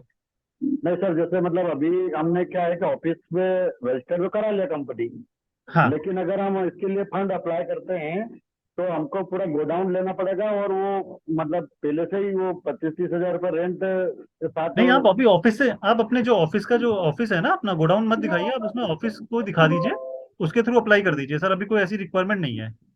अच्छा अच्छा, आप ऑफिस का रेंट ठीक है। एग्रीमेंट लगा दीजिए, उसमें it will be fine, but एक ऑफिस होना चाहिए, वो उसका एक प्रूफ है कि आप बिजनेस कहाँ से ऑपरेट कर रहे हैं। जी जी, okay sir, thank you. Okay, thank you. Swapnil Nanda ji, good evening, बताएं सर। हेलो, आवाज आ रही है आपको? या sir.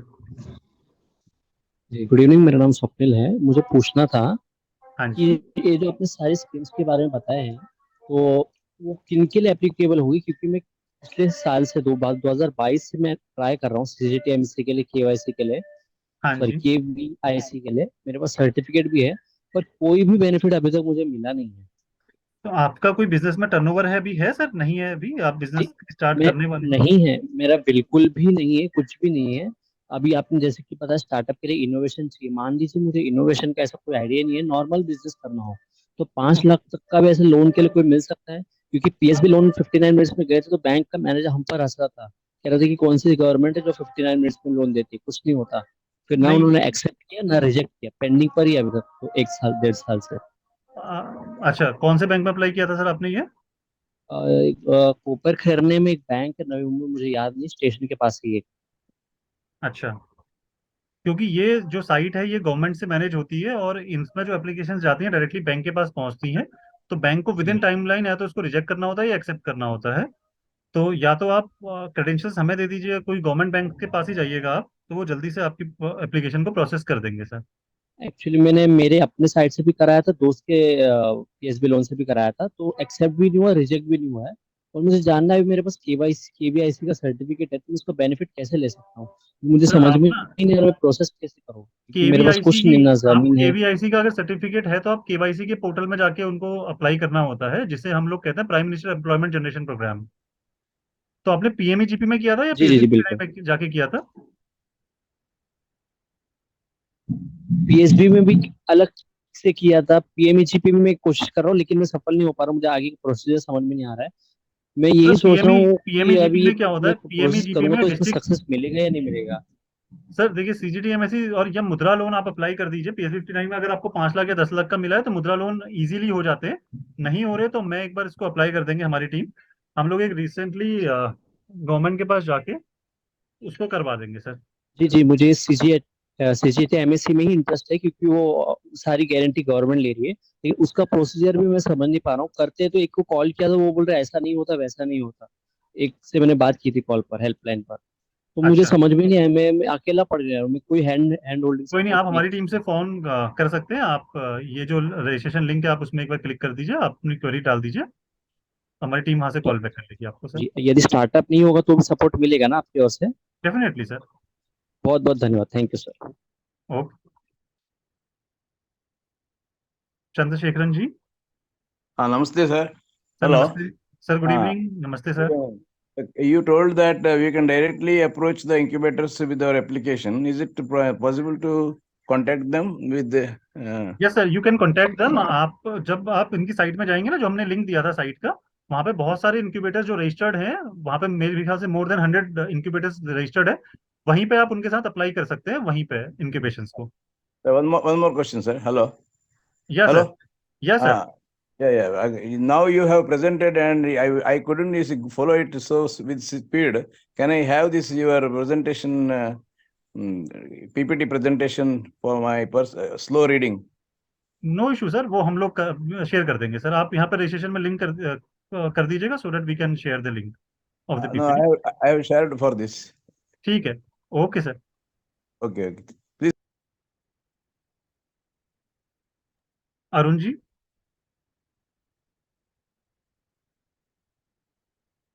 Can you hear me? Hello. Yes sir, Arun ji good evening. Good evening, sir. Sir, actually, I have already received a startup certificate, but yeah, so I would like to change the sector and industry which is mentioned in the certificate. Is it possible now? Sir एक बार आप अपना जो startup India की site में जाके उसको edit कर सकते हैं, अदरवाइज एडिट का ऐसा कोई ऑप्शन आता नहीं है। आपने क्या उसमें चेंज कराना है सर?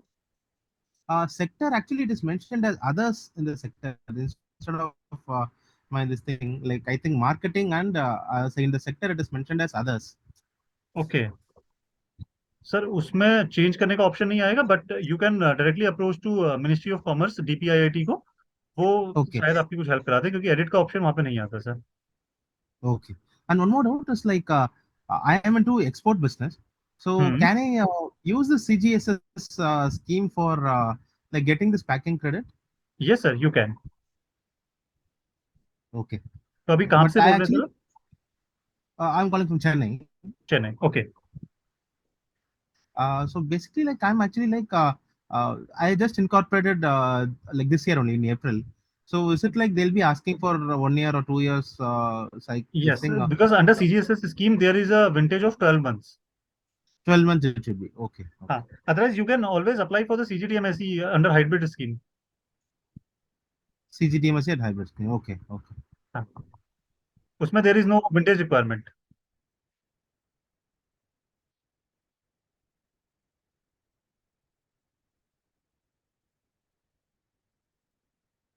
या mister what's the name, Behtab जी।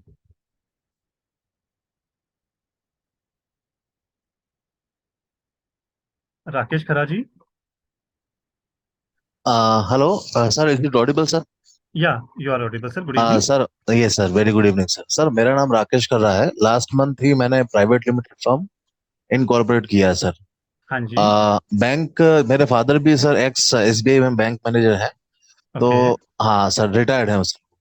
और जो एग्जिस्टिंग सर बैंक है वो रेडी है हमको सपोर्ट करने के लिए, लोन देने के लिए। मतलब वो बोल रहे हैं कि आप किसी भी स्कीम के थ्रू बैंक में स्कीम वो फॉरवर्ड करवा दीजिए तो मैं आपको फंड कर दूंगा।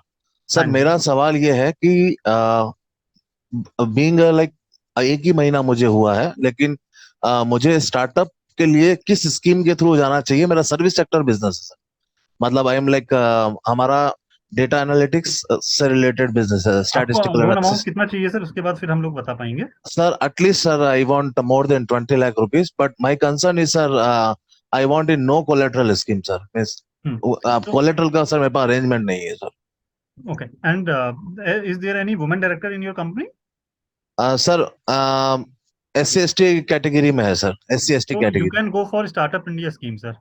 Stand-up India scheme, sorry. Stand-up India scheme, which lies from 10 lakhs to 1 crore. जिसमें which क्या is SC ST कैटेगरी और एक वुमेन कैटेगरी के लिए होती है। हर ब्रांच को एक लोन SC ST कैटेगरी को देना है और एक वुमेन कैटेगरी को देना है। सर अंडर कौन सा? Stand up India loan. Sir कौन सा है? Stand up India. Stand up India loan. Stand up India sir, कुछ इसमें वो भी है क्या सब्सिडी वगैरह से? सर इसमें मार्जिन कुछ कम है, सब्सिडी तो जो नॉर्मल मिलती है गवर्नमेंट्स के लिए, जैसे 1% 2% की जो सब्सिडी है ROI की, वो जी मिलती सर। नहीं। अच्छा, स्टैंड अप इंडिया में सर, ये स्टार्टअप इंडिया में ही है स्कीम या सर अलग है ये ये सब? स्टैंड अप इंडिया अलग है sir. Stand up India scheme में क्या होता है, एक वुमेन हर ब्रांच को, हर बैंक की हर ब्रांच को एक साल में एक SC ST कैटेगरी और एक वुमेन एंटरप्रेन्योर, जी उनको सर। लोन देना है और उनको हैंड होल्डिंग सपोर्ट प्रोवाइड करनी है हर ब्रांच को। अच्छा अच्छा, और सर अगर मान लीजिए उन्होंने ऑलरेडी दिया हुआ है तो सर फिर हमारा मतलब नंबर एटलीस्ट उसमें आएगा? करना है तो दूसरे को तो कर ही सकते हैं। मतलब अच्छा अच्छा मिनिमम है, अच्छा। मिनिमम 2 लोग को करना है, ज्यादा तो कितना भी कर सकते हैं। मतलब हर ब्रांच को मैंडेट है कि 2 लोग को तो करना ही करना है उन्होंने मिनिमम, सर मैक्सिमम कोई limit नहीं है। जी sir, stand up India sir अलग से वेबसाइट है इसका या फिर स्टार्टअप इंडिया में ही है सर ये? आप उनके भी मित्रा में जाके अप्लाई कर सकते हैं या startupindia.in में जाके आप अप्लाई कर सकते हैं। Stand up India sir. हाँ जी, आप जी डालें सर। ना स्टैंडअप इंडिया लोन अप्लाई, वो उसी में आ जाएगा। startupindia.in सिटी भी मैनेज करती है इन सारी साइटों को। जी सर जी सर जी सर।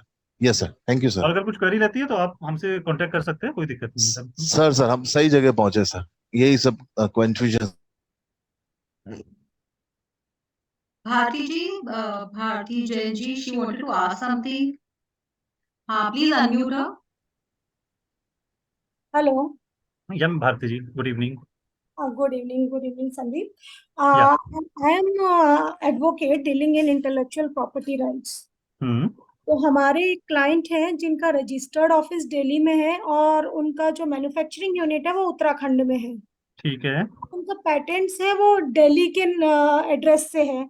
हाँ जी। हमने जो हमारा उन्होंने इसमें MSME स्कीम में जो रिम्बर्समेंट के लिए है उसमें उन्होंने बहुत ट्राई किया, लेकिन उनका क्योंकि एड्रेस उनका MSME का एड्रेस जो है MSME सर्टिफिकेट का वो है उत्तराखंड का, और ओके। और रजिस्टर्ड ऑफिस जो पेटेंट्स में है वो है दिल्ली का। तो उनको वो 6 मंथ से फॉलो अप कर रहे हैं लेकिन उनका हो नहीं रहा। यहाँ पर तो आगे ही नहीं बढ़ रहा, ऑनलाइन में तो कंप्लीट ही नहीं कर पा रहे फॉर्म।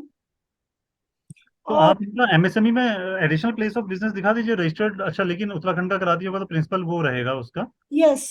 तो आप दूसरे डायरेक्टर के थ्रू MSME रजिस्ट्रेशन करा दीजिए उनका, अच्छा, दूसरे डायरेक्टर के थ्रू MSME रजिस्ट्रेशन जिसमें करवा। दिल्ली का आप रजिस्टर्ड ऑफिस डालेंगे, ब्रांच ऑफिस आप डाल देंगे उत्तराखंड का। अच्छा, दूसरे डायरेक्टर का ब्रांच ऑफिस डाल दें उत्तराखंड का। क्योंकि रजिस्टर्ड ऑफिस तो आपका जो कंपनी का रहेगा वही रहेगा भाई, जो वही दिल्ली रहेगा, में। राइट तो राइट। दिल्ली में जो रजिस्टर्ड ऑफिस है वो तो ROC में भी रजिस्टर्ड ऑफिस दिल्ली का ही रहेगा। तो बिल्कुल बिल्कुल। तो रजिस्टर्ड ऑफिस तो वहां का दिखा देंगे, फैक्ट्री या ब्रांच ऑफिस दिखा के उसको उत्तराखंड का एड्रेस डाल दीजिए। ठीक है। दूसरा रजिस्ट्रेशन ले लीजिए आप उस कंपनी का। अच्छा अच्छा, ठीक है। यानी कि हम उसका एक और एड्रेस ब्रांच ऑफिस दिखाते हैं और नया ये सर्टिफिकेट ले लें MSME। डेफिनेटली। या अगर पुराने वाले में, लेकिन पुराने वाले में प्रिंसिपल प्लेस ऑफ एड्रेस आप चेंज नहीं कर सकते, क्योंकि उसमें हाँ जो नंबर जनरेट हुआ होगा वो यूके का जनरेट हुआ होगा, उद्यम अब यूके का किया गया बेसिकली होगा। पेटेंट्स में तो एड्रेस रजिस्टर्ड ऑफिस दिल्ली का है। हाँ, तो MSME रजिस्ट्रेशन आप दिल्ली का ले लीजिए, क्योंकि वाले को अगर दिल्ली का ही दूसरा एड्रेस होता तो अपडेट हो जाता, क्योंकि राइट, तो वो हम MSME रजिस्ट्रेशन। सर्टिफिकेट दिल्ली का ले लें एक और, राइट। हाँ, वो आप ले लीजिए, उसके बाद अप्लाई कर दीजिए। ठीक है, थैंक यू। दूसरा क्वेरी मेरा ये है कि हम जैसे पेटेंट्स करवाते हैं, हमारे क्लाइंट्स बहुत सारे क्वेरी करते हैं, मैडम अब आप हमें ये बताइए कि हम स्टार्टअप इंडिया और दिस MSME इन सब में क्या क्या, हम कहाँ से फाइनेंशियल वो अपना बेनिफिट्स ले सकते हैं, बिकॉज ऑल आर स्टार्टअप और small entity, they need fund. हाँ जी।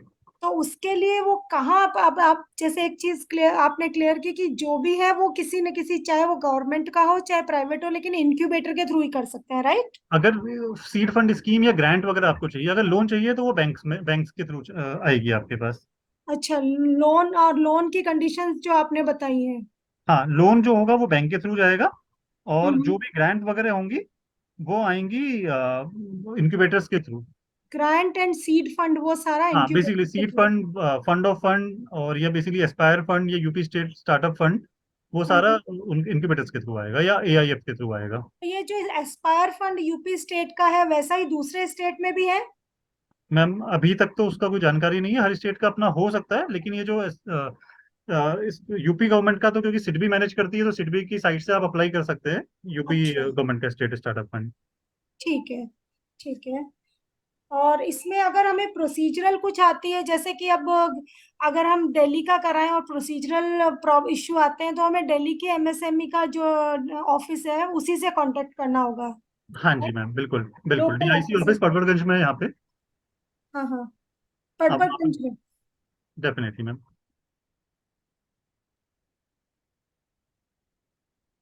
And any other questions?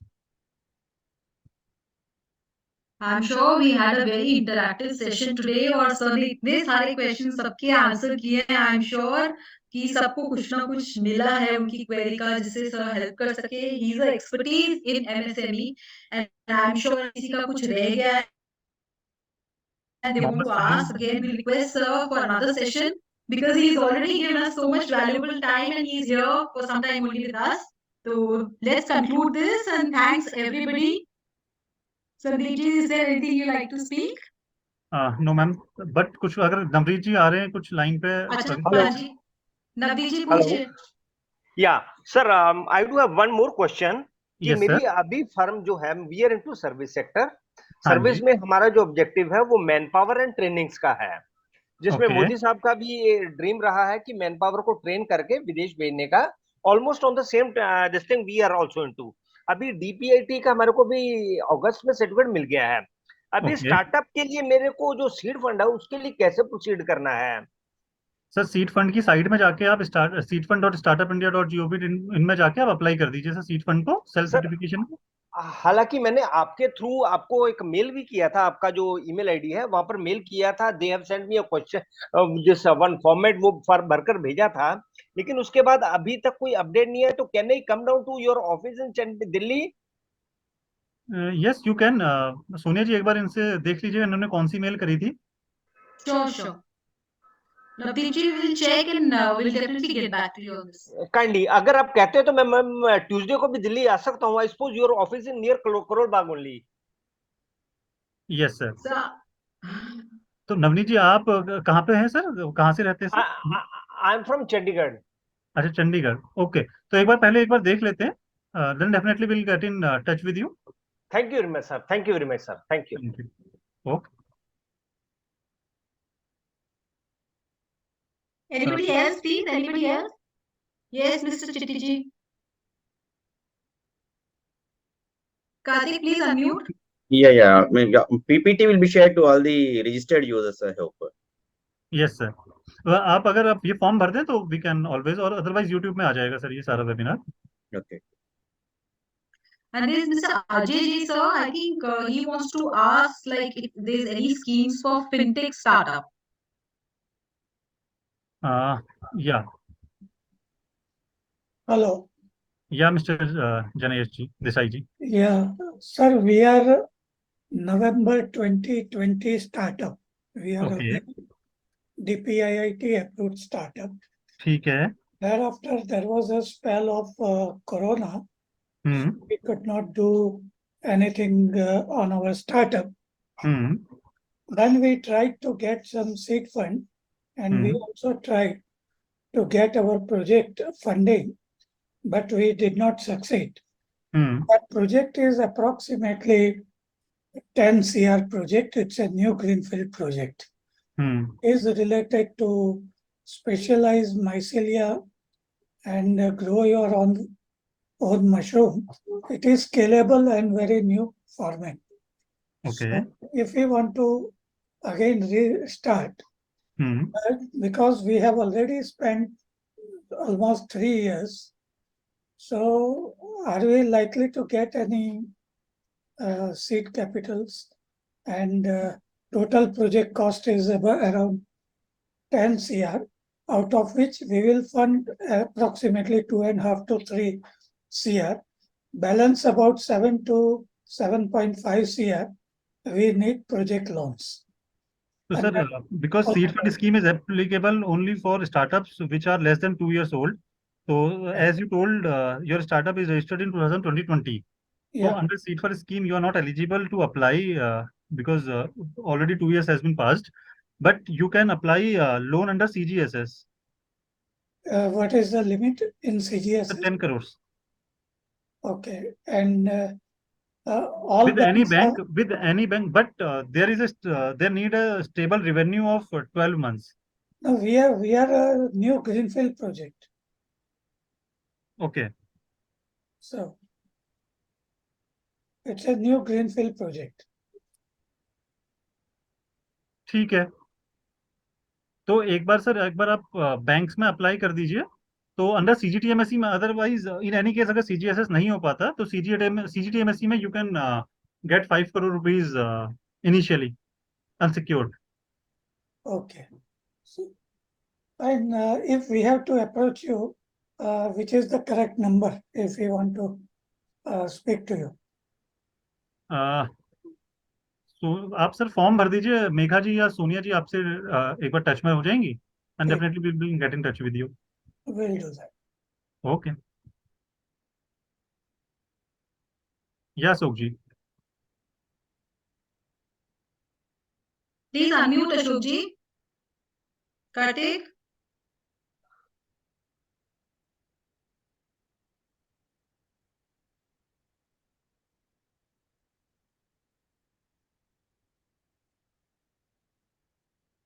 यहाँ पे अजय हाँ. कुमार जी, अजय जी कुछ कह रहे हैं, इनका क्या आंसर है? प्लीज आंसर कह रहे हैं Ajay ji. Yes please answer. Sandeep sir, I think I had not heard any schemes for fintech startup. Yes, sir. Good evening, sir. Good evening sir. Good evening. I want to know about fintech startups, sir. I'm in almost the completion. My software is getting completed within 80% is completed. 1 or 2 months will be on live. So I want your help over. Sir seed fund में आप apply कर सकते हैं. Fintech startup है तो भी कोई दिक्कत नहीं. सीड फंड में you can apply for the इस फंड, या फंड ऑफ फंड के पास, या फिर सीड फंड में आप अप्लाई कर सकते हैं सर. Okay. उसके अलावा सर कोई और अप्रोचेबल? और सर आपका जो स्टार्टअप है वो कहाँ पर रजिस्टर्ड है sir? Sir Nagpur, Maharashtra sir. Maharashtra में. सर अभी तक तो फिलहाल यही दो स्कीम है, क्योंकि बाकी फिर बैंक लोन है फिनटेक के लिए जनरली. अभी फिनटेक में आपका क्या प्लेटफॉर्म है बेसिकली, एज आप क्या करना चाह रहे हैं फिनटेक में? सर इट्स मतलब one of its own kind innovative banking product है. वो एक बैंक और फाइनेंशियल सेक्टर को लिंक अप करेगा. ओके. जो अभी तक नहीं है, one of its own kind रहेगा ये प्लेटफॉर्म. हाँ. तो मतलब मतलब है एक बहुत ही बेहतरीन प्रोजेक्ट है सर. तो सर इसके लिए एक बार आप मुझे इस पे सीड फंड के लिए आप चले जाइए, क्योंकि बैंक लोन अभी स्टेज पे कोई देगा भी नहीं और पॉसिबल भी नहीं है सर. और Correct. देगा भी तो बहुत उसमें देगा. तो सीड फंड या फंड ऑफ फंड में यू कैन अप्लाई, अगर आपका स्टार्टअप 2 साल पुराना नहीं है तो, 2 साल से ज्यादा पुराना नहीं है तो. जस्ट अभी तो लाइव होना बाकी. प्रोडक्ट मेरा भी जस्ट रेडी हो गया है. प्लेटफॉर्म भी जस्ट कंप्लीटेड. तो सर मुझे आप वो सीड फंड या फिर डेवलपमेंट फंड में ऑफ फंड में बहुत आप बड़ा अप्लाई कर दीजिए sir. Fund of fund and startup India seed fund scheme.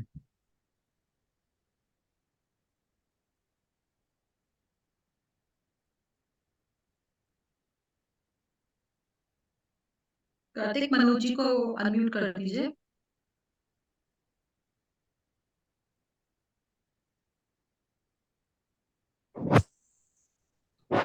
Hello, नमस्ते. नमस्ते सर, कैसे हैं मनोज जी? जी बस बढ़िया है सर. हाँ जी. एक मिनट, आवाज अच्छा ठीक है. Okay sir. हमारा बेसिकली सोशल ऑर्गेनाइजेशन है, हम्म.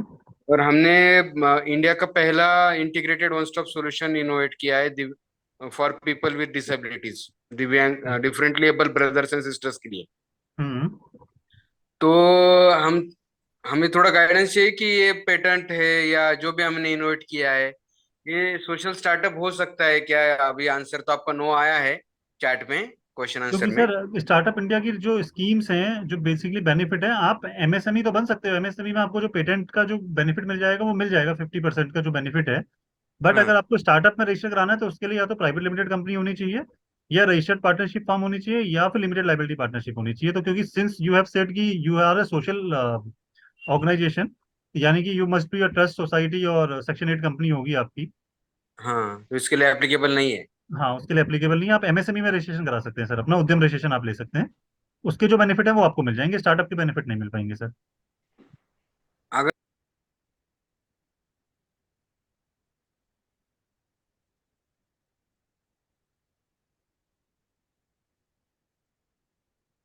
शिवाजी को प्लीज. कार्तिक.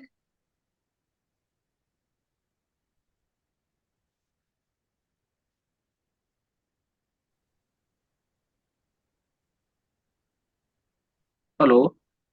या कुंवर जी. मैं नमस्कार. मैं ये पूछना चाहता था, मेरा सीड फंड में मैंने अप्लाई किया था, हाँ जी। और वो वीडियो कॉन्फ्रेंसिंग हुई, उनको मेल आया था, उसके बाद वीडियो कॉन्फ्रेंसिंग के बाद से कुछ भी रिजल्ट मतलब नहीं बताया गया, क्या हुआ उसमें आगे, या क्या स्टेटस है वो भी नहीं पता चल रहा है। इसको कैसे कर सकते हैं? तो आपने अपने इंक्यूबेटर से पूछा सर अभी? नहीं, इंक्यूबेशन सेंटर मैंने जो 3 डाले थे उनमें बस लिख के आया था कि रिजेक्टेड। तो सर रिजेक्टेड ही है सर फिर तो।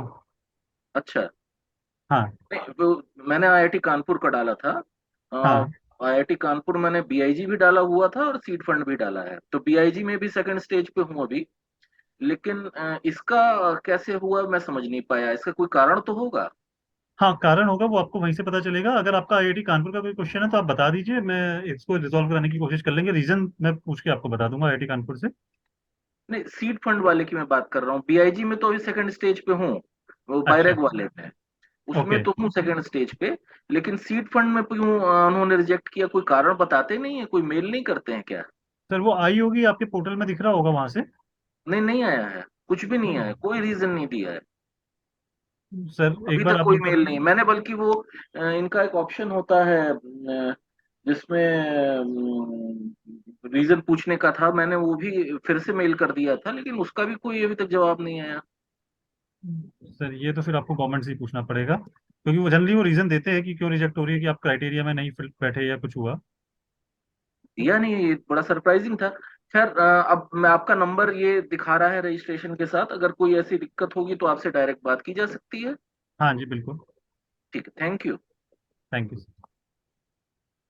डॉक्टर गुप्ता है यहाँ पे, doctor G M Gupta ji. Hi, I am doctor Gupta here and want to inquire about tax exemption under 80 IAC. Sir अगर आपका स्टार्टअप 2016 से अंदर का है, मतलब 2016 के बाद का बना हुआ है, और आपका बिजनेस इनोवेटिव है, तो आप 80 आईएसी में अप्लाई कर सकते हैं startupindia.gov.in की साइट में जाके sir.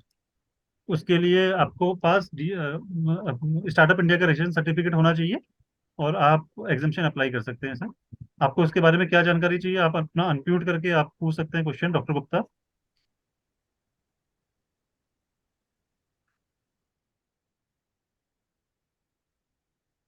Rohit ji wants to ask. Yeah, please unmute Rohit ji. Hello. या रोहित जी। हेलो, हाँ, गुड इवनिंग सर। हाँ जी। हेलो।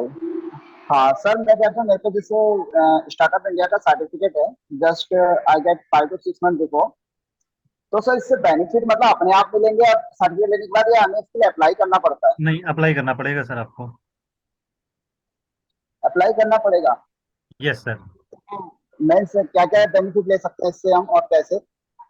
सर वो हमने भी पूरी प्रेजेंटेशन में कवर की है कि आप फाइनेंशियल असिस्टेंस ले सकते हैं, लोन ले सकते हैं, सीड फंड अप्लाई कर सकते हैं, फंड ऑफ फंड के पास अप्लाई कर सकते हैं, एस्पायर फंड के पास अप्लाई कर सकते हैं, सीजीएसएस में अप्लाई कर सकते हैं सर। पेटेंट की सब्सिडी आप अवेल कर सकते हैं। ओके, तो टैक्स में सर ये जीएसटी भी माफ होती है क्या इसमें? सर जीएसटी माफ नहीं होता, इनकम टैक्स में एग्जाम्पशन मिल सकती है 80 आईएसी के लिए। ओके ओके हाँ जी। ओके। तो आप और सर किसी भी 3 सालों में इनकम टैक्स से एग्जाम्पशन ले सकते हैं। उसके लिए आपको 80 आईएसी के लिए अप्लाई करना पड़ेगा टैक्स एग्जाम्पशन के लिए। Okay sir. और लोन का प्रोसेस क्या रहता है सर इसका? जैसे अगर ये कोई हमने प्राइवेट लिमिटेड कंपनी खोल लेती है और एजुकेशन पर्पज से है ये। सर आप PSB59 minutes.com में भी जा सकते हैं, अप्लाई कर सकते हैं, या किसी बैंक को डायरेक्टली अप्रोच कर सकते हैं और अपना लोन अप्लाई कर सकते हैं। Depending on your project report, project cost, वो एसेस करके आपको लोन दे देंगे अनसिक्योर्ड, कोलेटरल फ्री। हेलो की बात है। या हेलो या डॉक्टर गुप्ता, हाँ जी Gupta ji, please. yeah, I want to ask one thing. You see, Yes, sir. I am a registered startup 1 year ago, Okay. and I have got a technology which only 1 or 2 companies in the world have developed. It is Okay. for 155 this Bofors gun ammunition. Okay. And I have developed the complete design and technology, which a foreign company has bought it from me. I have signed as a startup, I have signed an agreement to give them the complete design. For that design, they will pay me about 50 crores of rupees in the next 2 years. I am looking for a income tax exemption because this technology, nobody has it. I have also applied, because for this technology, I have recently applied for Padam Shri, 5 Padam Vibhushan, Bhushan, and have recommended my name for Padam Shri for developing this technology. And on that technology, a company is setting up a plant for manufacturing Bofors gun ammunition at Ordnance Factory, Bhandara, Nagpur. This ammunition till today is being imported from Russia. And you know how the situation with Russia is. So if tomorrow Russia stops giving the ammunition, we cannot fight any war, because we have won all the war in the past 10, 15 years only by Bofors gun. So it's a very, very important thing. So I want the income tax exemption apply for, my registration is about 1 year old. I have signed the agreement about 6 months ago with the foreign company. They have given me an advance also of about 10 crore rupees, which is, I am not looking for any fund, but I am looking for income tax exemption. So no issue, sir. You can apply by yourself from startupindia.gov.in website, or you can take our help. So I would like to take your help. I am located in Delhi. How do I contact you? Sir, our team, Sonia ji or Megha ji will call you. Otherwise, you can call us in the given numbers. Okay, I will do that. I would seek your help. I would. Thank you so much. Because Thank I'm an engineer scientist, and it's the accounting part, financial part, I'm totally ignorant. Bilkul, sir. Thank you so much, sir. Okay, thank you very much. Thank you. Bye-bye. Thank you. Bye-bye. I hope we have covered Mohammed ji. Hello hello, Mohammed Salim ji बताएं. Good evening. Good evening Sandeep ji. ये GeM के एक government PSU company Rajasthan में, तो हमारी 2 कंपनियां हैं जिसके अंदर एक कॉमन डायरेक्टर है. Okay. So they have rejected our both the tenders. They said according to the GEM rule, director should not be common. Okay, तो आपकी दोनों कंपनियां जेम में रजिस्टर्ड है सर? हाँ. ओके. तो ऐसा हो सकता है? सर देखिए, आजकल सारी चीजें एमसीए से कवर है, लेकिन ऐसा कोई रूल नहीं है कि कोई भी डायरेक्टर 2 कंपनियों में डायरेक्टर नहीं हो सकता. एक बार आप डायरेक्टर हो सकता है, लेकिन जेम कहता है कि तुम जो एक कॉमन डायरेक्टर वाली कंपनियां जो है वो दोनों कोट नहीं कर सकती, कोई एक करना चाहिए. हाँ, वो तो फिर आपका कंपटीटिव बिडिंग हो जाएगी ना सर, कि आपने एक कंपनी में 10 रुपए कोट किया, एक में 12 रुपए कोट किया. वो तो मेरी ओपन टेंडर है ना. हाँ, ओपन टेंडर रहता है. तो खैर मैं सिर्फ ऐसे ही आपसे पूछना चाहता था. नहीं, एक ही कॉन्ट्रैक्ट में आप दोनों कंपनियों से बिडिंग नहीं कर सकते sir. Correct correct correct correct. दूसरा एक क्वेश्चन था, ये जो सब्सिडी है ना, सीजीएमएसटी स्कीम जो है, हाँ जी, उसके अंदर अगर आपको लोन, उसको आपको सब्सिडी मिलती है, तो वो सब्सिडी जब आती है तो बैंक क्या करता है, उसको एफडी करवा देता है. वो एक्चुअली क्या, लॉन्ग टर्म एक होती है बैक एंड सब्सिडी होती है, front end subsidy. Sir back and subsidy में आपको एफडी ही करानी पड़ेगी सर, क्योंकि बैंक के पास एक कंडीशन होती है सीजीटीएमएसई में, अगर कोई लोन ड्यूरिंग द टेन्योर खराब हो गया तो ये सब्सिडी वापस बैंक को करनी पड़ जाती है, पूरे गवर्नमेंट को. सपोज आपका लोन 7 साल के लिए गवर्नमेंट बैंक ने दिया है, आपने 6 साल ठीक चलाया, 7वें साल कुछ ऊपर नीचे हो गया और आपका अकाउंट बिकेम एनपीए और कुछ डिफॉल्ट हो गया, तो bank has to refund all the subsidy to the government. मतलब ये आप सोचिए कि फिर एमएसएमई को बेनिफिट क्या है? सर ये एफडी का पैसा तो आप ही का है ना. जैसे ही आपने लोन पूरा इससे क्या बेनिफिट होता है, कई बार कई लोन केवल और केवल सब्सिडी के लिए दिए जाते हैं कि भैया मैंने कॉस्ट इन्फ्लेट कर ली गवर्नमेंट की नजरों में, कि भैया आपने सब्सिडी अवेल करी और आप बाहर निकल गए. तो यहाँ पे ये होता है कि आपको पूरा लोन चलाना है. जब आपका लोन पूरा तय हो जाएगा तो आपको एफडी का पैसा आपको मिल जाएगा सर.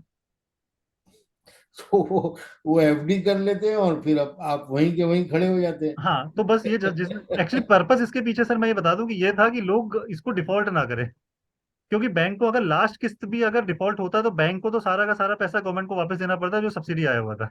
मगर प्रॉब्लम एमएसएमई के लिए ये है कि अगर वो सब्सिडी मिलती है तो उसके लिए हेल्पिंग हैंड होता है. बिल्कुल सर, इसमें इसीलिए गवर्नमेंट ने 2 सब्सिडी बनाई है. फ्रंट एंड सब्सिडी में कभी भी कोई एफडी नहीं करवाएगा बैंक. हाँ, जो बैक एंड सब्सिडीज होती है वो आपने अगर सब्सिडी का नाम सुना होगा तो फ्रंट एंड बैक एंड आपने सुना होगा. बैक एंड सब्सिडी में जनरली एफडी रखी जाती है, फ्रंट एंड सब्सिडी तो सीधे सीधे आपके लोन अमाउंट से कम हो जाती है सर. अच्छा अच्छा अच्छा, ठीक है ठीक है ठीक है. Thank you sir. Thank you so much Sandeep ji. Thank you.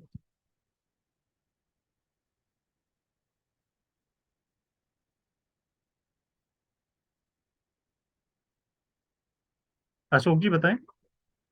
I am from Bihar. Yeah Ashok ji. Actually, I want to know, I am cleared this startup examination and we have submitted all the documents. Okay. But the fund is not received now. 3 weeks passed. Okay, तो आपने किस scheme में apply किया था sir, ये seed fund या basically किसी fund of fund में? Seed fund for 10 lakhs rupees. Okay, तो उसमें आपने अपने इनक्यूबेटर से पूछा सर कि अभी तक क्यों पैसा नहीं आया, क्या आया? उन्होंने बताया था हमें कि आप सारे पेपर जमा कर दीजिए इंडस्ट्री डिपार्टमेंट में, तो इंडस्ट्री डिपार्टमेंट में सारे paper with all pre receipted copies and आप सारे प्लान्स के साथ सबमिट कर दिया था। 3 वीक्स पास्ट हो गए हैं। ओके, तो फंड वो बोले थे कि आपके अकाउंट्स में आ जाएंगे डायरेक्टली। ओके, तो सर एक बार आप उन्हीं से कांटेक्ट कर सकते हैं या फिर आप बेसिकली आप हमें डिटेल्स दीजिए so that we can get in touch with you with the proper details. Normally how much time it takes sir? Sir depend करता है, इनक्यूबेटर्स के ऊपर ही डिपेंड करता है सर कि इनक्यूबेटर कितनी जल्दी उसको एसेस ड्यू डिलिजेंस करके उसको रिलीज करते हैं सर पैसा। जनरली 1 से 1.5 महीना लगता है सर। अच्छा, so it is 3 weeks only, so I can wait for some more time ना? हाँ, यू कैन वेट फॉर 1 और 2 वीक्स। क्योंकि हमने दिया है इंडस्ट्री डिपार्टमेंट में, उन्होंने इंक्यूबेटर को यहाँ भेज दिया होगा नहीं? हाँ भेज दिया होगा सर, वहां से वो उसको ड्यू डिलिजेंस करके सर्टिफाई करके, बिकॉज कि आपके पेपर सारे वही हैं, वो इनक्यूबेटर्स को दे देंगे। इनक्यूबेटर्स विल, क्योंकि पैसा भी आपके पास गवर्नमेंट से ही आना है। मैं इनक्यूबेटर को अगर 200 रुपये देने हैं तो 100 रुपये तो इनक्यूबेटर को ही लगाने हैं और 100 रुपये गवर्नमेंट देगी basically. Right right right. Okay sir, thank you. Thank you so much sir. Anish ji कहते हैं, I have registered startup company in India and I have associate company in US, just turnover limit of 100 crore include revenue in the US company. No sir, अगर आप consolidated balance sheet बनाते हैं तो turnover count होगी। अगर आप stand alone balance sheet ही बनाते हैं, अलग दोनों कंपनियों की अलग अलग बैलेंस शीट बना रहे हैं, उसका कोई लिंक नहीं है इंडियन कंपनी से, तो आपकी टर्नओवर अलग अलग ही काउंट होगी सर 100 करोड़ की। अनीश जी या mister Basu. Hello. Yeah, I just want to know, actually, मैंने in the question answer panel I had raised my question, but it was not correctly answered. What I want to say is that it's almost now 6-7 months that I've applied for Startup India. Okay, and I've given all the documents. Only thing is that while uploading all the documents on the site, the GST registration certificate was not correctly uploaded. Okay. So they have sent me a mail saying that your GST is not uploaded correctly, but there is no, panel for sending the correct certification. I am not able to go proceed any further after that. So I'm stuck at that point of time where there is a no-go. No, I cannot contact the government or otherwise. लेकिन so how to go about it? Upload तो खैर इसमें GST registration तो हमें upload ही नहीं करना होता sir. आपका तो ये तो खाली अगर आप नंबर डालेंगे तो automatically the details will be fetched through the GST portal. I thought as well, but that is what has not happened. So whom do I contact if I have to proceed? DPIIT में एक बार contact करिए with your application number, they will be able to help you. Whom to contact? DPIIT. But DPIIT, I don't have any. Is there any contact details of DPIIT? मिल जाएगी, otherwise हम आपको एक बार message भी कर देंगे sir. Otherwise mail net में DPIIT का contact. I sent a mail, एक से मेल भेजा था, उन्होंने बोला कि please wait, our system is down and after that will respond to you. एक बार आप फोन कर लीजिए। ओके भी 3 महीना हो गया। 2 बार आपको फोन करने पड़ेंगे sir. But there is no online method otherwise which can be easily tracked. Phone is not a correct the certificate or to collect the application. Okay, so any details if you can forward, I will be very grateful. Okay sir, no worry, we'll share. Okay, thank you so much. Thank you. Hello. Hello. Yeah, other thing I just want to know regarding the startup seed funding also. Now I had contacted the banks. They say that yes, it is on paper, everything is there, but actually we don't do it without any collateral. Bank is not the correct one for applying seed fund scheme, sir. Okay. Bank is only for the financial assistance through loan, जैसे CGSS, CGTMSE, Mudra, Stand Up India. Okay. If you want to apply for the seed fund scheme, you can simply visit seedfund.startup.gov.in. But for that, I have to have a DPIIT certificate for startup. और आपका जो startup है, it is less than 2 years old. Less than 2 years old. Yes. No, now I have crossed. When I applied for less than 2 years old, अभी almost what 9-10 months have passed. I've become more than 2 years old. Okay, so you are not eligible for applying seed fund scheme. You can apply for the fund of fund or aspire fund. Okay, but for that startup certificate is mandatory. Yes, startup certificate is mandatory. But And you can apply for the loan under CGTMSE scheme, for which startup registration is not mandatory, but Udyam registration is mandatory for that thing. Udyam I'm registered. That So you can apply for the CGTMSE scheme through the bank. okay. Okay. Thank you so much. Okay, thank you so much. Gautam ji कहते हैं, when can I ask my questions? You can ask, Gautam ji. You can.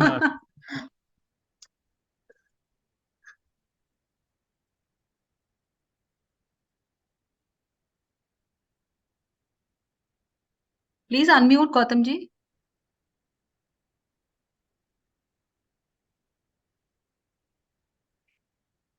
Hello.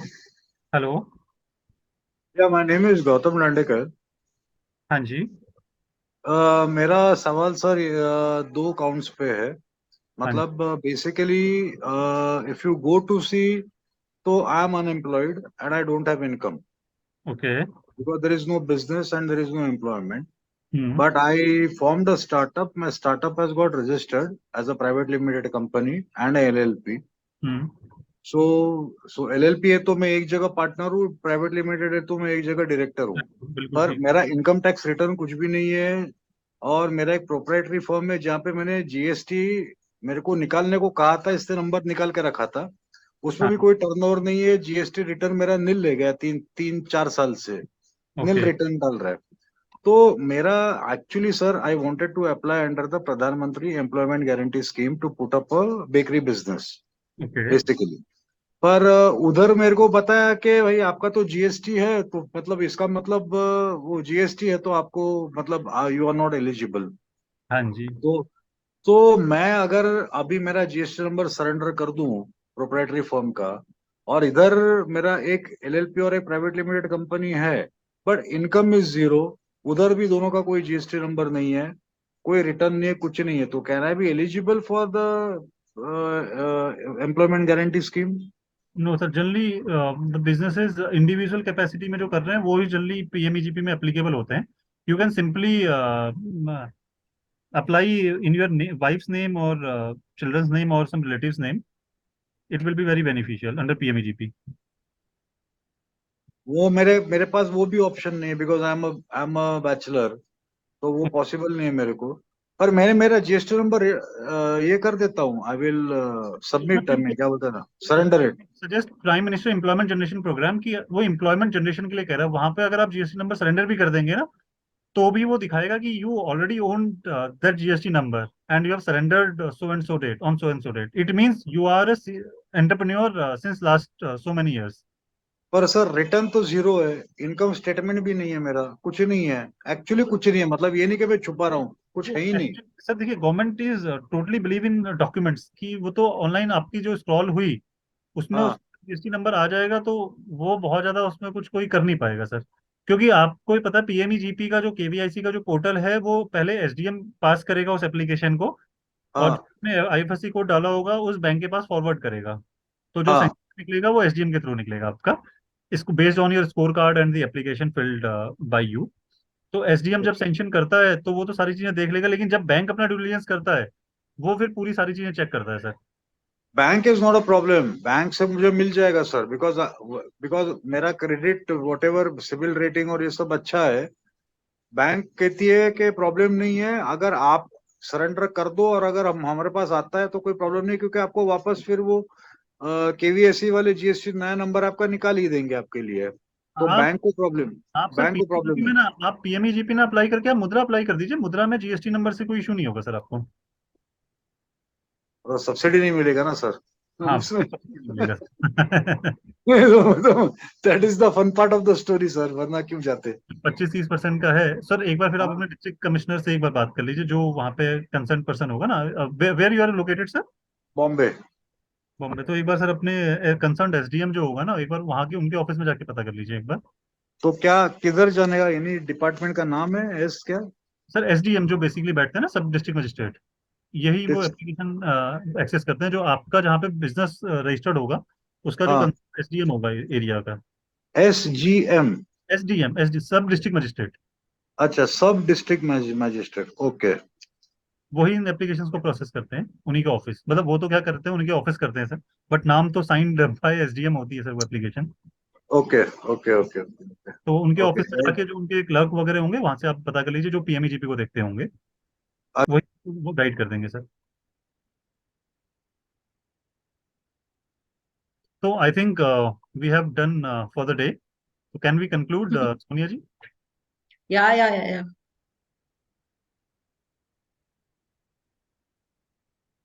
I would just like to thank Sandeep ji for being part of such an interactive session, and the participants. Without their support, we would have not been there. But since you have encouraged them and also shared so much things about them, I'm sure this is going to help them to reach their own desires and be powerful MSMEs. Thank you so much, and I look forward for each one of you and even Sandeep ji for our future events. So on part of Udmeta team, we like to thank each one of you, and especially our honorable speaker guest, Sandeep ji. Thank you so much, Sandeep ji. Thank you so much. It was really wonderful. Thank you. For listening me so patiently. Thank you. Thank you.